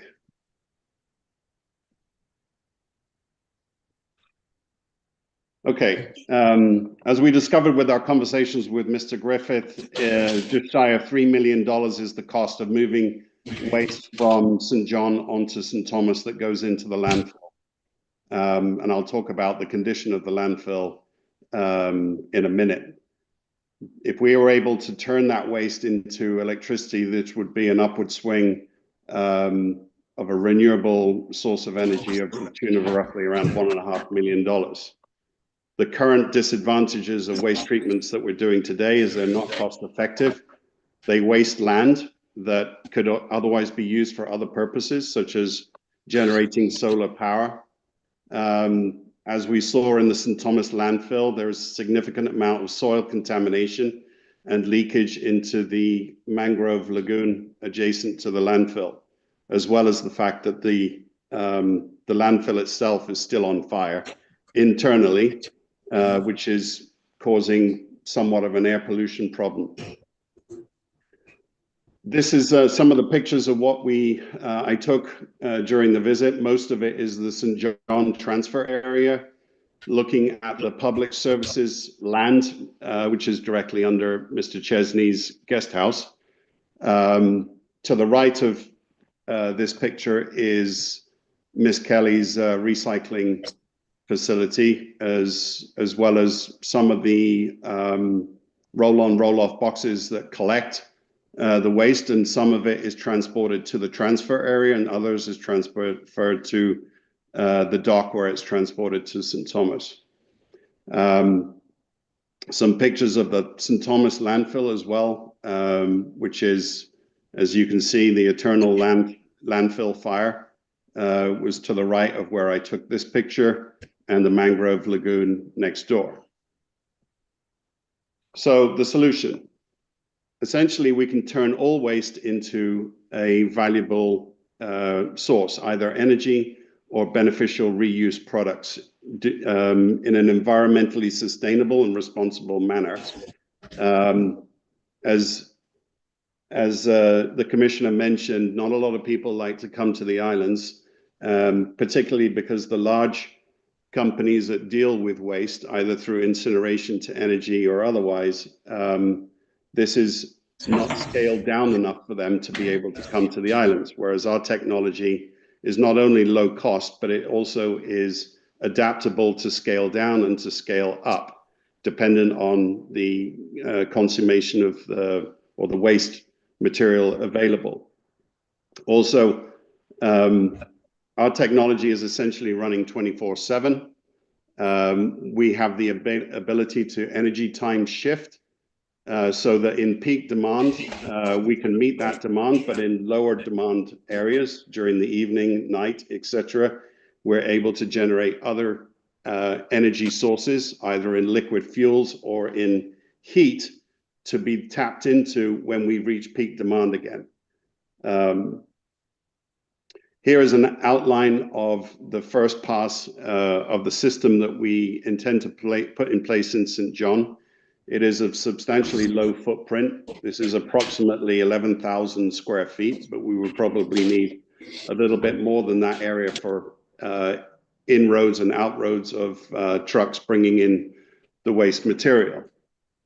Essentially, this is a combination of technologies that already exist today and are proven today, but are of, as I mentioned, significantly scaled down to actually suit the needs of either St. John, St. Thomas, or St. Croix.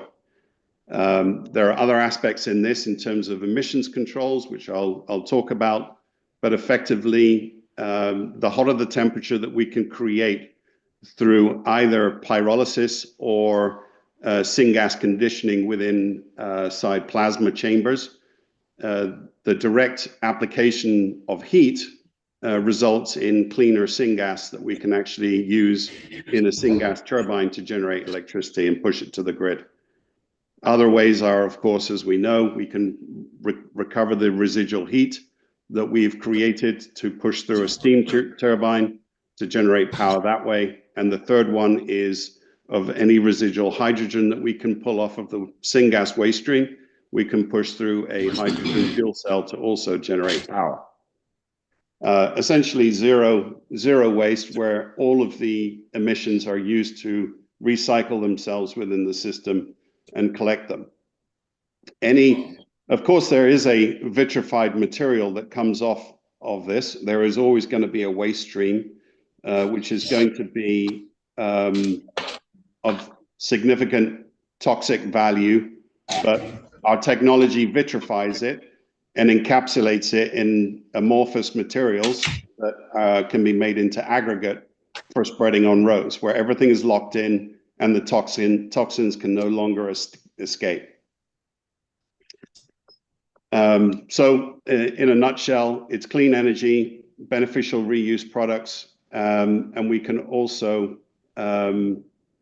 recycle metals as well. But obviously, and I'm going to come to this in a second, but the more that we can recycle ahead of the unit, especially in terms of metals, the more beneficial it would be, which ties into the recycling plant next door.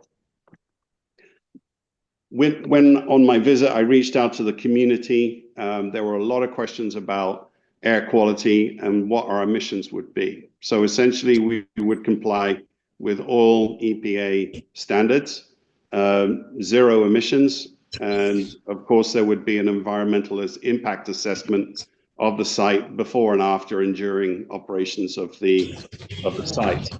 As I mentioned, we don't produce any hazardous compounds as a result of our operation and technology. Just to reiterate the point about vitrification of materials that are basically encapsulated into a molten material, molten lava, essentially, and then as they're cooled, they're turned into amorphous materials that you can spread onto roads. So everything is completely recycled. Just as an example, St. John's is going to create around 8,500 megawatts per year, megawatt hours a year. And I was asked this question by members of the PSC during my visit. We would be accretive to the local community in terms of jobs. And obviously there are some overlaps between Waste Management Authority and what we would be doing. So there would be a complementary effort in terms of movement of those skills into our facility to accommodate those positions, actually as a zero impact in terms of resources. Many of the community that I spoke to, one of the particular things they mentioned was when they wanted to transfer from St. John to St. Thomas, they were often kicked off of the ferries because of the roll-on, roll-off boxes that took priority over them. So this would completely eliminate their issues that they would have, as we would be essentially processing all of the waste on St. John's.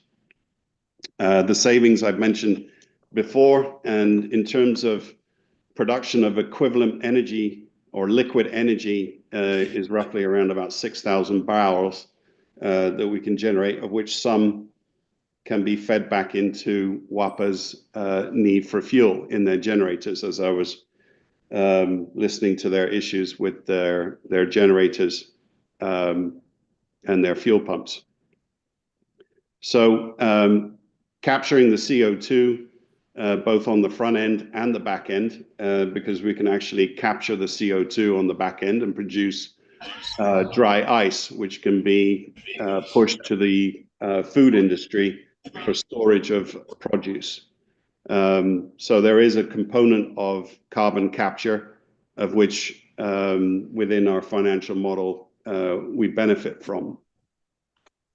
So I hope that sort of gives everyone a refresher in terms of why we're doing this, what we have in terms of technology, and how we intend to implement it. St. John is the first proof of concept site.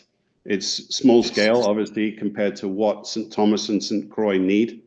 That was the starting point and the strategy behind starting in St. John. So currently, we have a draft PPA agreement with WAPA in place, and we're pending a finalization discussion with Ms. Sinclair and Mr. Knight as well, of which we are in discussions with after this meeting.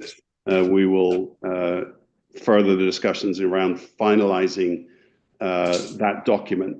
And as it says here, everything in that document triggers everything else in terms of getting the necessary permissions and licenses to use the land that belongs to public works, for example, if that is indeed the accepted place that we would set up the facility. We have liaised with Senator Angel Volquez and Governor's Representative Ms. Shakima Sprave at St. John. Both of them were very, very receptive around the story of what we intend to do and how this is going to alleviate many challenges that they have. So we have sent out an RFQ to several engineering companies on the islands to respond to do not only engineering, but also to be used as a shop for acquiring all of those licenses and permits that we need once the PPA has been finalized. We've also engaged and we really appreciate the help that we received from Waste Management Authority. They were very open and transparent, allowing us to visit the St. John's area and also the St. Thomas landfill. And we were openly discussing all of the challenges of the landfill and the fact that it needs to be saved as quickly as we possibly can, which somewhat in a way accelerates what we're doing at St. John due to the urgency of the situation on St. Thomas. There is leachate entering into the mangrove lagoon, and I would say that the situation is critical. On a call with Mr. Griffith, also, he mentioned that St. Croix will also be closing its landfill in the next 2 years, and they're actually actively looking for a second site, which also accelerates the purpose of what we're trying to do here. In our last meeting, you encouraged me to reach out to the community. I met with the group at Love City Strong, Director Megan Enright and her team, and I basically stood on up a soapbox and pitched the same story that you've heard here, and they were very enthused about what they had to hear and very encouraged. I also met with Miss Kelly McKinney at Island Green Living, the recycling center adjacent to where we intend to put our facility. She had a lot of questions, and she formalized those questions, of which we have responded to. I haven't had any feedback from her, but there is definitely, I would say, some complementary activities that the Island Green Living Recycling Center does, alongside what we would do at the energy from waste facility at St. John's. So our vision is to change the paradigm, essentially, starting on the US Virgin Islands. This is very much a problem that every island in the world faces. They lack land, they lack a place to put their waste, and they also have a power problem as well. So this essentially kills multiple birds with one stone. And starting on the US Virgin Islands, where we are fully funding this project, we're not asking for any government funding. This is either financed by private equity and financing. And essentially, we're selling power. Everything else for St. John is internal to us, that we generate beneficial reuse to improve the economics, as I mentioned, as a proof of concept before we scale it up to St. John and St. Croix. So that's it in a nutshell. That's where we are. I know that Director Satori, you mentioned when we have the PPA in place and signed off that we would need regulatory approval for that. And of course, we will strive to get that in place before the next meeting. Any questions? Thank you for your presentation, Commissioner Sams. Hi, it's Commissioner Laura Nichols Sams. When you talk about the environmental assessment, if my understanding is correct, when you or someone spoke with us before, the system is going to be built in Florida, right? And then shipped here. Am I correct? Part of the equipment will come from Florida. In fact, many components will come from generally the USA. We are actually embarking on request for quotations on ancillary equipment as well, but predominantly the equipment will be coming from the USA. However, they will have to compete with other bidders that are out there so that we get the optimized cost structure. Okay, because I think what my understanding was before, and it's been a while, is that the item will be built in Florida and you do testing there before you bring it to St. John. Is that still the case, or am I incorrect in understanding that? I think that I would say that that is one of the options. That equipment is already built. It will need to be modified to suit this application, as it has been used in an application for a waste stream that is in fact a lot worse than municipal waste. I would say that it's an option at this point in time, and there are other options out there of differing technologies that can also be an option. So are you saying that the environmental assessment and testing isn't going to be done in Florida? It's going to be done on site in St. John now? Is that what we're saying? Yes. Might I interject? An environmental assessment would require actually both where the equipment is and on the site in St. Right. John. It would not be a one or the other. It would, wherever the equipment is, they need to look at that equipment, and the site itself has to be evaluated. And then the modeling of the emissions and operations would be based on the site conditions. What about testing of the equipment?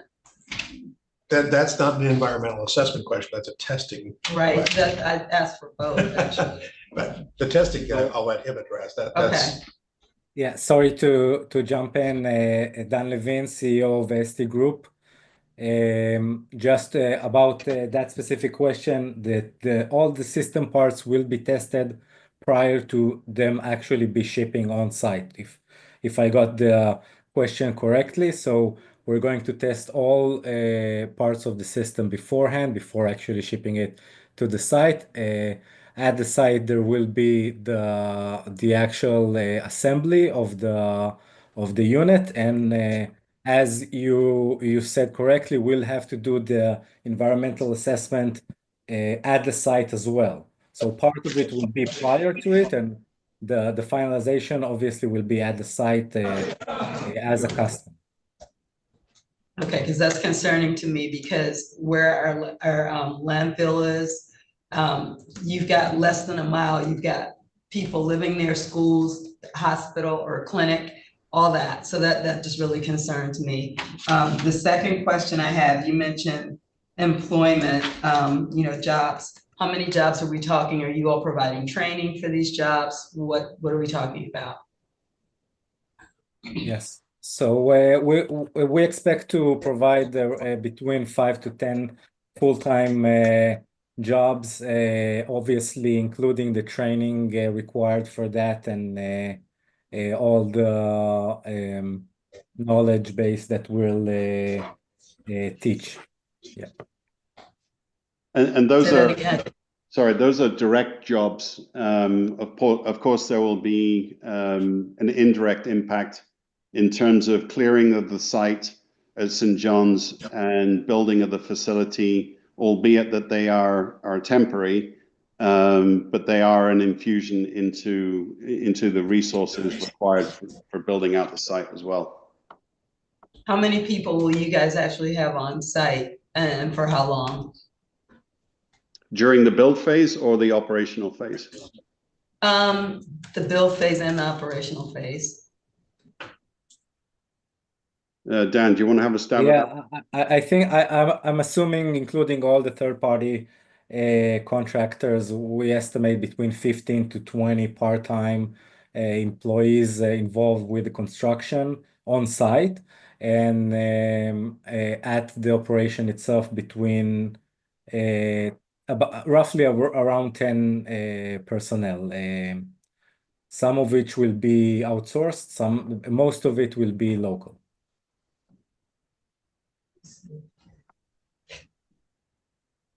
And you're gonna be selling your power back to WAPA, and at what rate?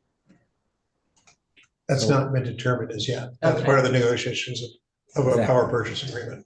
Okay, then that's all I have. Thank you. I would suggest, Commissioner, that we set the rate with power purchase agreements. We're the ones that have to recover it in LEAC. No tipping fee to waste No management. tipping fee. Why?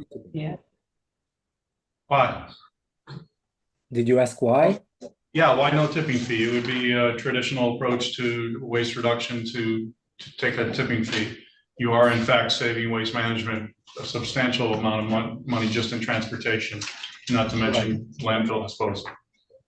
Right.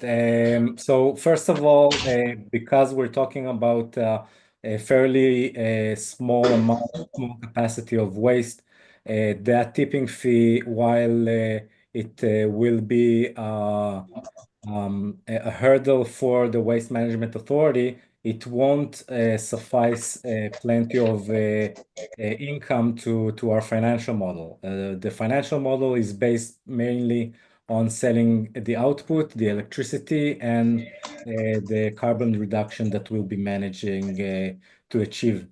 We feel that it will be beneficial to the community and to the government and to the Waste Management Authority if we don't take tipping fee, especially for the first project where we intend to come and showcase our abilities in solving the waste issue.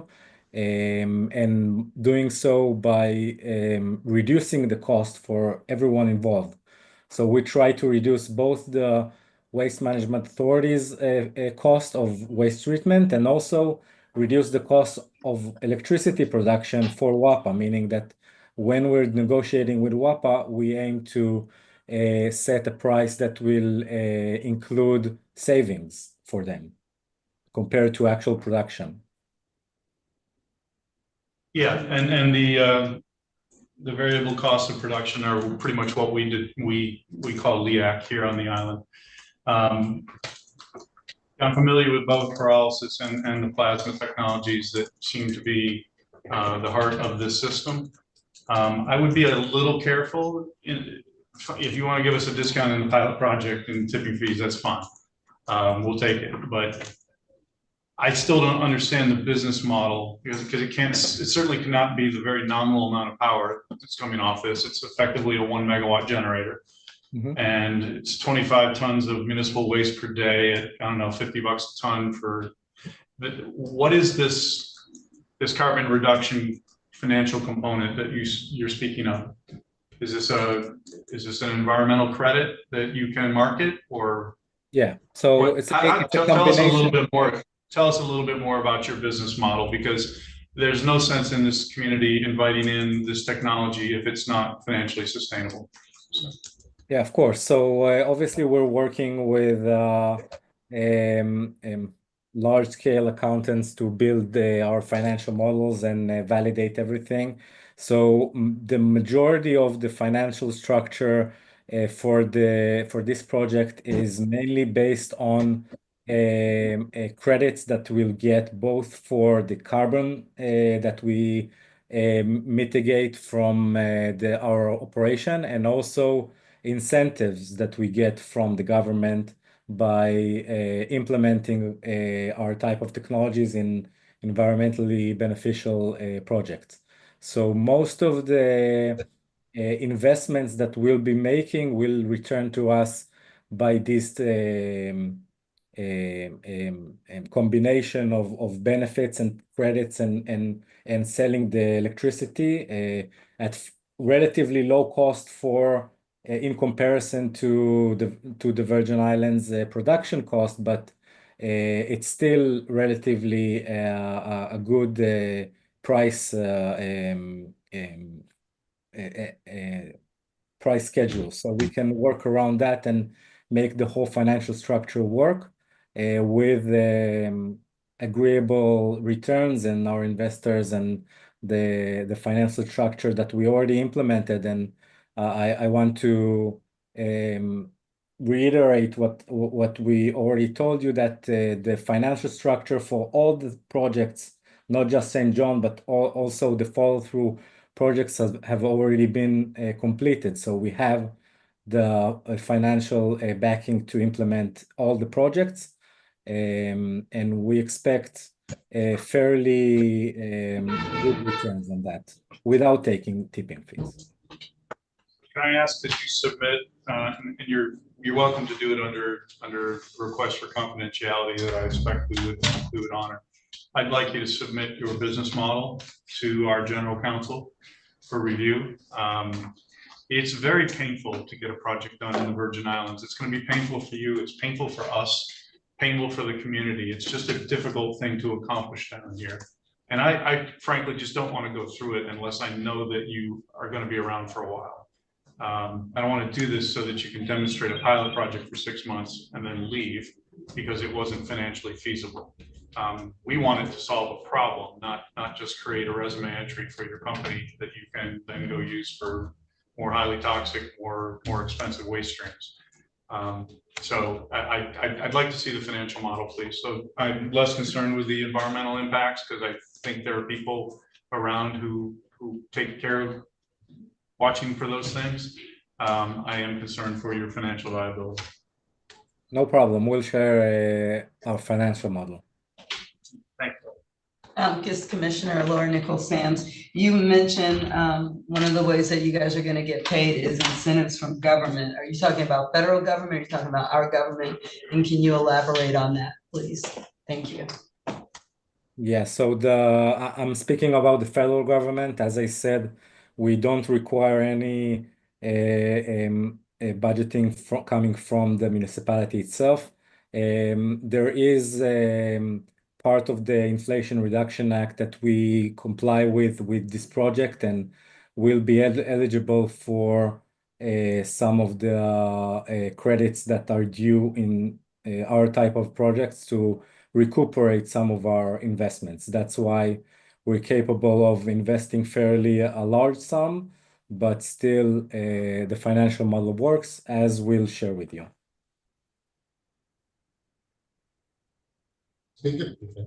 Speaking about those federal credits, given the current environment, do you anticipate that they're still going to be applicable or available? Yes, we don't see currently, we don't see any foreseeable changes in the specific credits that we apply to. Also, we already aligned ourselves with the relevant entities that can expedite on those issues. Okay. I know you mentioned it, Jason, I believe was his name, mentioned it in the initial presentation, but I'm not clear. What is the status of your negotiation with WAPA for PPA? How far along are you? Is that 50%, 80%, 90% complete? Can you give me a better idea? So in our eyes, we're 90%, but obviously WAPA needs to answer that as well. We're ready to sign the draft that we already have in place. Obviously, to do that, we need to finalize the negotiations with WAPA and get their agreements and present it to the PSC as well for your approval. But currently, we feel like we have an understanding between ourselves. We just need to sit down and come to the agreement. It can happen in one conversation or maybe 3 or 4. Hopefully it doesn't take long, but we feel like we're at the final stages. But having said that, I would assume that if you're 90%, at least in your opinion, completed, that there's gotta be a number in this, at least draft or proposed agreement, am I correct? Yes, there is a number that we're negotiating with WAPA. We still wait for their confirmation on that number. That's basically the major issue that we need to decide upon. So I'm gonna get into it, but I thought in a previous response, there's an indication, at least we're led to believe that there was no number, but what again is the status of your lease agreement with Waste Management Authority and a supply agreement?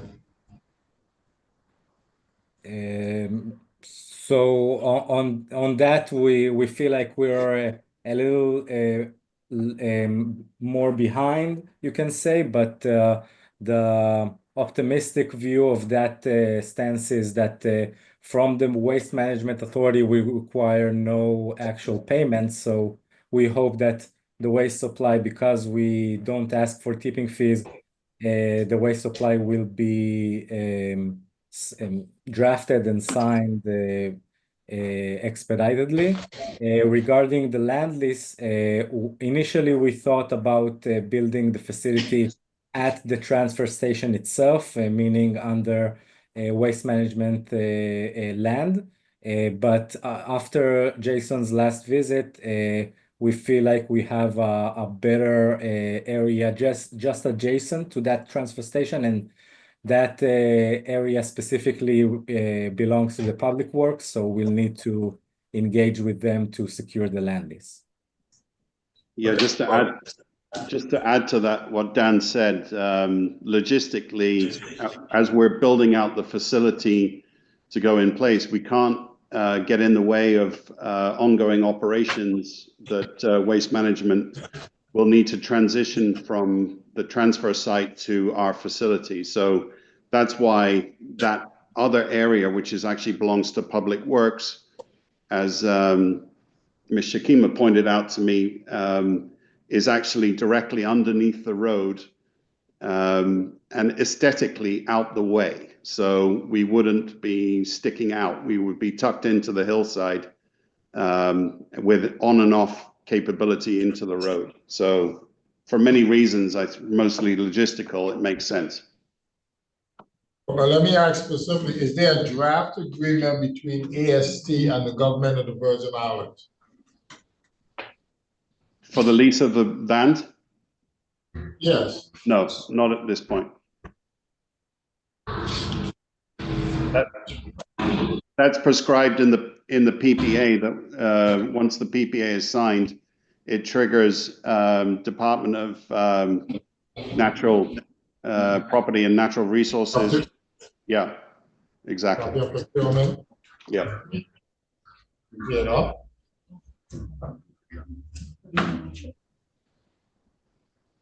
All right, thank you. Senator Joseph? I don't, because I wasn't in here for Senator Carla Joseph. I don't have any questions at this time, as I wasn't here for your full presentation. So I'm not going to be able to ask you any probing questions. All right, thank you. Thank you for your presentation. We appreciate it. This time you're excused. Thank you. Thank you. Have a great day. We'll move to the last item on our agenda, docket 685 via electron. Who speaks to it? Good afternoon, Christian Laranger. Let me just pull my camera up here. Good afternoon, Commissioners and Senators. Christian Laranger from Electron. Can you hear me okay? Yes, we can hear you. Okay, so Lorenzo, are you driving? I am, sir. I was working out at the Fortuna site today, and I just jumped in my truck and put on a clean shirt. But then you're not actively driving, you're pulled off on the side? I happen to be pulled over now, but yes, I do Zoom and drive sometimes. I know that's terrible. It's not a good idea, but No, if you're actually to raise your right hand to be sworn. Right, Felicity. Do you solemnly affirm that the testimony and the evidence that you are about to give is the truth, the whole truth, and nothing but the truth? To help you God? I do. All right, you may proceed, Mr. Lambert. Today, I'd like to give you an update on the solar projects that we have in the Virgin Islands. I'll start with the Petronella. We have been running since November. We connected to the grid, turned on test power for the first couple of weeks, and then started ramping up. In December, we put out 862,000 kilowatt hours. In January, we put out 1,250,000 kilowatt hours. And now in February, we put out 1,710,000 kilowatt hours. So we are ramping up. We've been averaging about 9 to 10 megawatts of output during the day. The two batteries have been very active in cleaning the power up that we have running through our facility, as well as our inverters have also been cleaning up power. And from the data that we've seen, we have kept on circuits 2A and 3A, we have reduced the number of outages on those circuits greatly since these projects have come into being. I guess what we should do is take it project by project, or do you want me to go through all the projects and you can ask questions at the end? Just do project by project. Okay. Are there any questions on Petronella at this point? You mentioned a figure of 9 to 10 megawatts. Is that 9 to 10 megawatts per hour or per day? Per hour, sir. And what's the size of the battery bank, AC equivalent size of the bank output? We're at 1.8 megawatts per hour each battery, although we are working on changing that. We are working with Honeywell to ramp that up above that 1.8 and get it closer to the 4 megawatt output. Duration? Duration would be 1 hour, but we want the ability to put in a lot more power from the lesser batteries that we have there. We're looking at the possibility of being able to put more power in from those two batteries in a shorter span of time.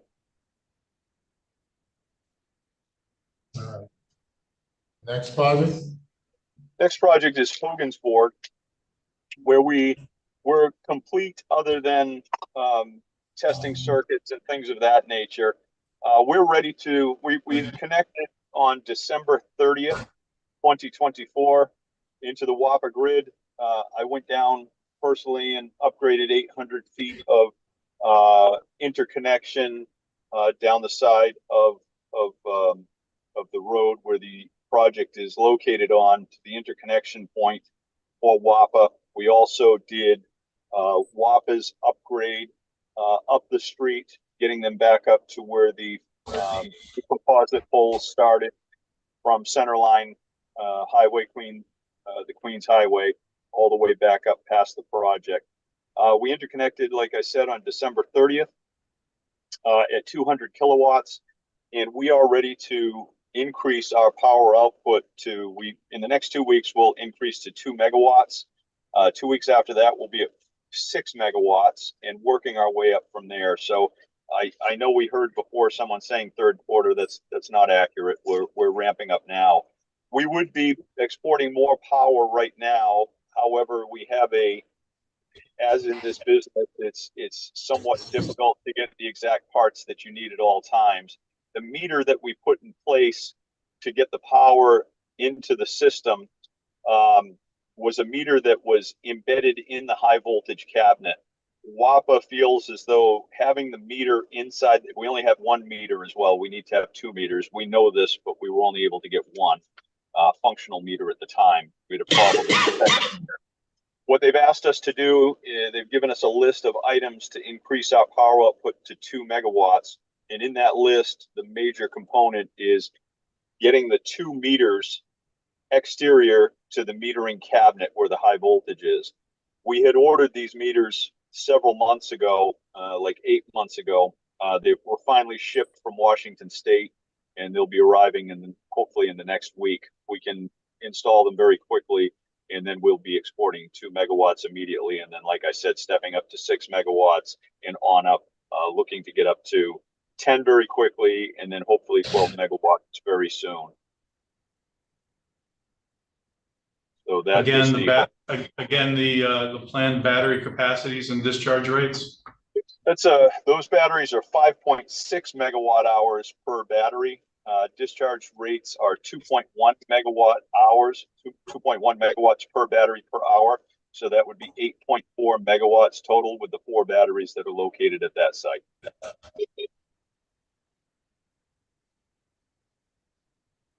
Well, what is your time frame for getting the power to Whopper? So we would like to increase to 2 megawatts in the next 2 weeks. That's our plan. As soon as we have those meters, WAPA has said that once we have those meters installed and they're exterior to the high voltage case, that we can export 2 megawatts. And then from there, we'll start bringing the batteries on and ramp up the power much as we did in Petronella in short order. Well, define short order. When would you get, what is it, to 10 or 6? Yeah, so we feel that we can be to 6 within 4 weeks. Have you issued any bills to WAPA yet for power produced out of Petronella? We have. When? Well, that's an interesting question. So we had issued bills for December, January, and February. However, for internal reasons, we reissued a new bill with all 3 invoices contained in one, and we called the other bills that we turned in basically examples of invoices. And the reason that we did that is to keep WAPA so that they're not in arrears on their payments, as that would affect some of my business concerns going forward. So we've turned in 3 bills. We have, and we are anticipating payment on those bills. When did you turn in the consolidated bill? March 1st. Okay, I'm just going to speculate that you haven't received any payment yet. We have not received payment yet, and that payment is necessary for closing the financing on the Fortuna project, which we've already started. As I had said, I've been out there this morning, so we're currently clearing out there, and we are currently purchasing the materials for that site and working around the steel tariffs, etc. So before we can get too much further on Fortuna, we will need to be paid for those invoices so that we can close financing. It's a requirement of any new financing that we are paid up to snuff on existing power purchase agreements.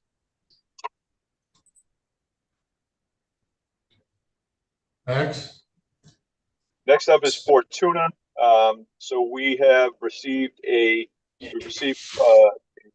clearing permit and fencing permit for that site. We will then be we'll have Carlos, the archaeologist, coming in. That's our last study. It's very, very dense there, very dense. So as soon as we have some more cleared out there, they'll come in, do the archaeological work, and we'll put in for full major earth change permit and solar racking, solar permit. So, but we are currently clearing over there now. Next up will be Bavoni. As soon as we start getting piles into the Fortuna site, which arrive in 6 weeks, we also have purchased the piles for the Bavoni site, and we will start putting. We'll get everything that we cleared over there has already kind of grown back in, not as dense, but has grown in a bit. So we'll get back over there, clear that out, and then start placing piles on the Bavoni site. I'm going to try and overlap these two projects.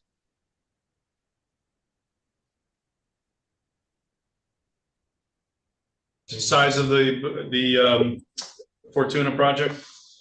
It's 45 megawatts DC with a 25 megawatt AC interconnect directly back to the Harley substation. So what 45 megawatts DC into DC batteries? What you're going to need someplace to put the extra power, right? That's correct. What's the size of the battery bank that's planned? So these are a new technology, a newer technology battery. It's a smaller structural battery. We're looking for 10 5 megawatt hour batteries at Fortuna and two 5 megawatt hour batteries at Bavoni. Can you say that again? Yes. So I don't know how far back the solar Just side. the capacity of the batteries and where they're located. Yep. So the batteries at Fortuna will be 5 megawatt batteries each. There will be 10 batteries at that site. The Bavoni site will have 2 5 megawatt hour batteries at that site. Both of those projects will connect at 35 kVA rather. And what's the discharge capability of the 60 megawatt hours? So those batteries are going to be special. They're going to discharge almost full value, so that we'll have the ability to discharge almost the entire battery's power within that 1 hour if we need to, so that we'll be able to maintain. We'll have the ability to maintain that 25 megawatts, even if the sun was completely out, we'd have the ability to put that power back in over that 2 hours. Not that we would need to do that very often, but we feel as though that's something that we should have the capability to do. And what's your time frame? Okay. You said these were new technology batteries. Are these lithium batteries, or what do you mean by new technology batteries? They are. I can't pretend to know the details of these as well as I know the lithium batteries. It's still a lithium base, but there's a different component to it. The batteries that we currently have that are 4.6 megawatt hours, they come in a 40-foot shipping container and they weigh about 130,000 pounds when fully loaded. These new batteries are in the size of a 20-foot shipping container, so half the size. They have more power density in them, and they have less fall off, so there's less breakdown of the battery with cyclical charge and discharge, as well as less loss. And what's the time frame for bringing each of these projects on stream? So we want to have a major portion of the Fortuna project on before the end of the year. Bavoni will drift into next year. Thank you. St. John, we continue on with our legal battle there. However, I do see some glimmers of hope, and I do have a backup property as well that I have as a backup if needed. Although all of my engineering and everything that we've already done is for the initial site, and that's why and I can't say much more than that, but that's why we're concentrating on that initial site so strongly. So we won't be there until 2026 into St. John, but we will be out of Bavoni and Fortuna in full. I would say by midway through 2026, we'll be completed with both of those, probably end of first quarter.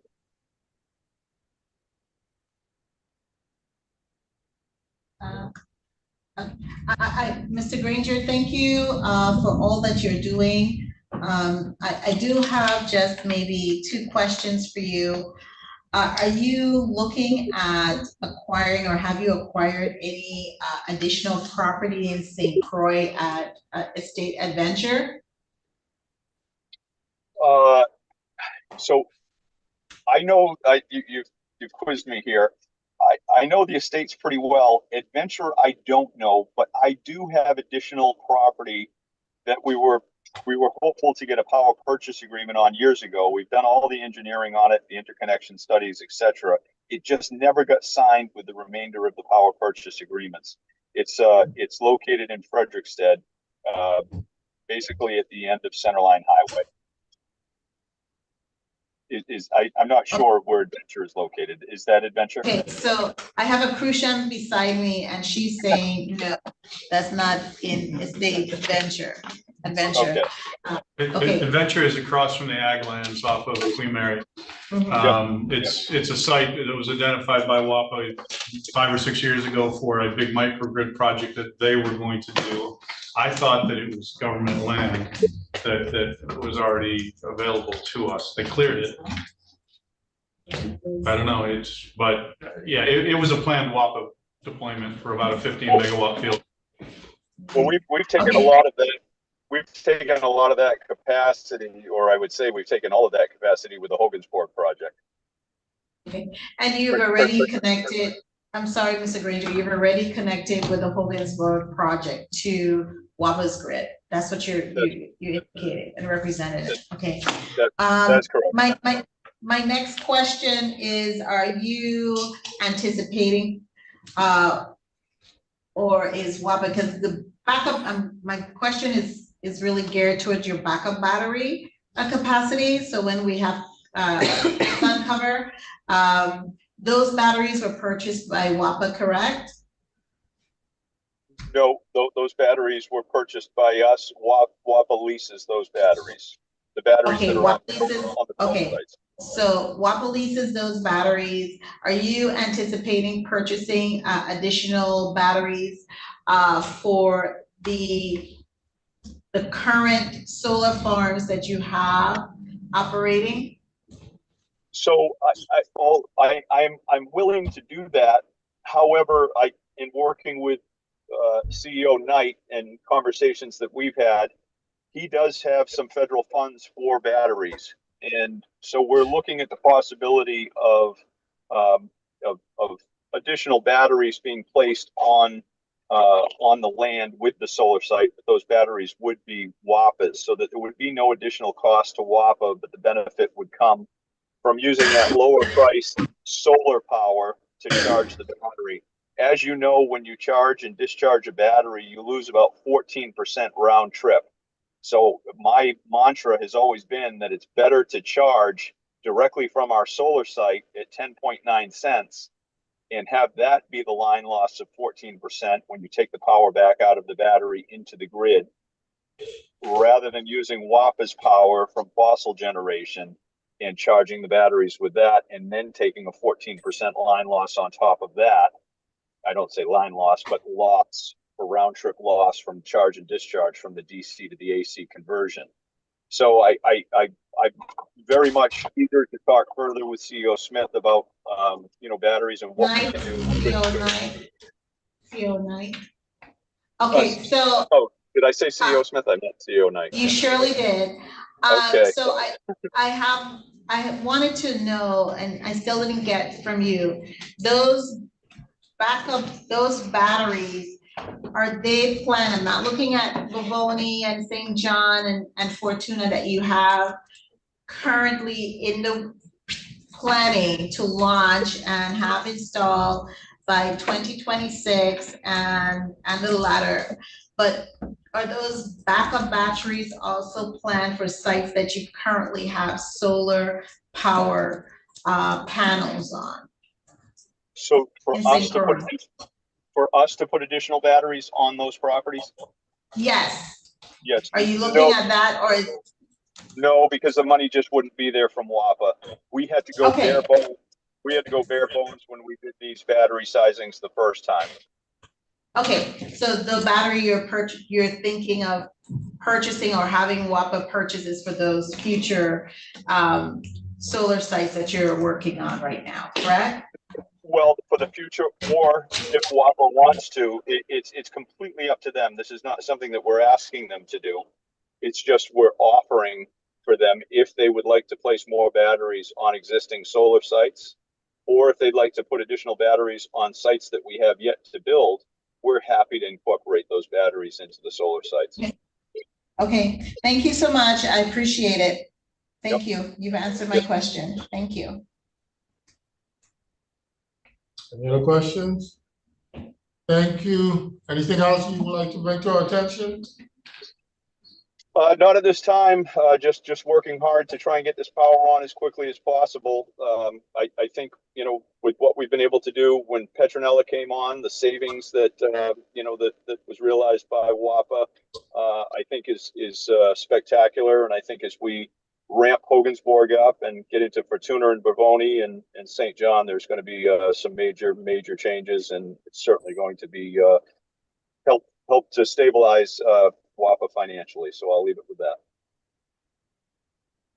Thank you for your presentation and your contributions. We appreciate it. We don't have anything further, so you're excused at this time. Thank you very much.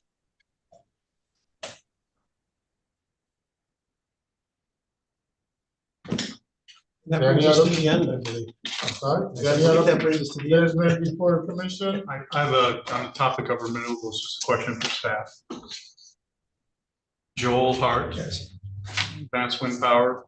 I haven't heard a thing about that project for many months. What's going on that we know about? I have not talked to him since January 20th, so I need to do so. I'm very concerned about the ongoing ability. Did the legislature ever approve, did the president of the legislature ever sign his property lease?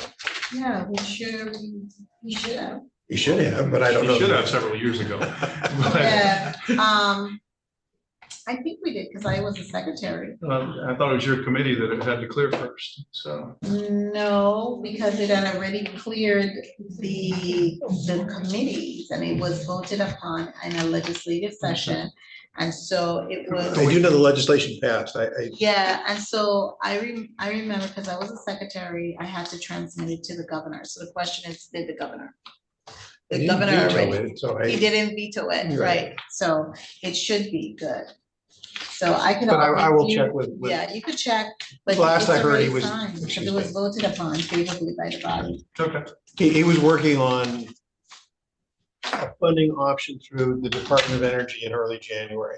And whether that funding option continues to exist or he's gonna have to get private equity is really my question. Okay. Could we get an update on the next agenda, please? Absolutely. I just, it was a scheduling question, and I wanted to get the solar panels that were closer to test. Mr. Loranger is being polite, but we really should revisit an additional PPA on the Frederickstead site.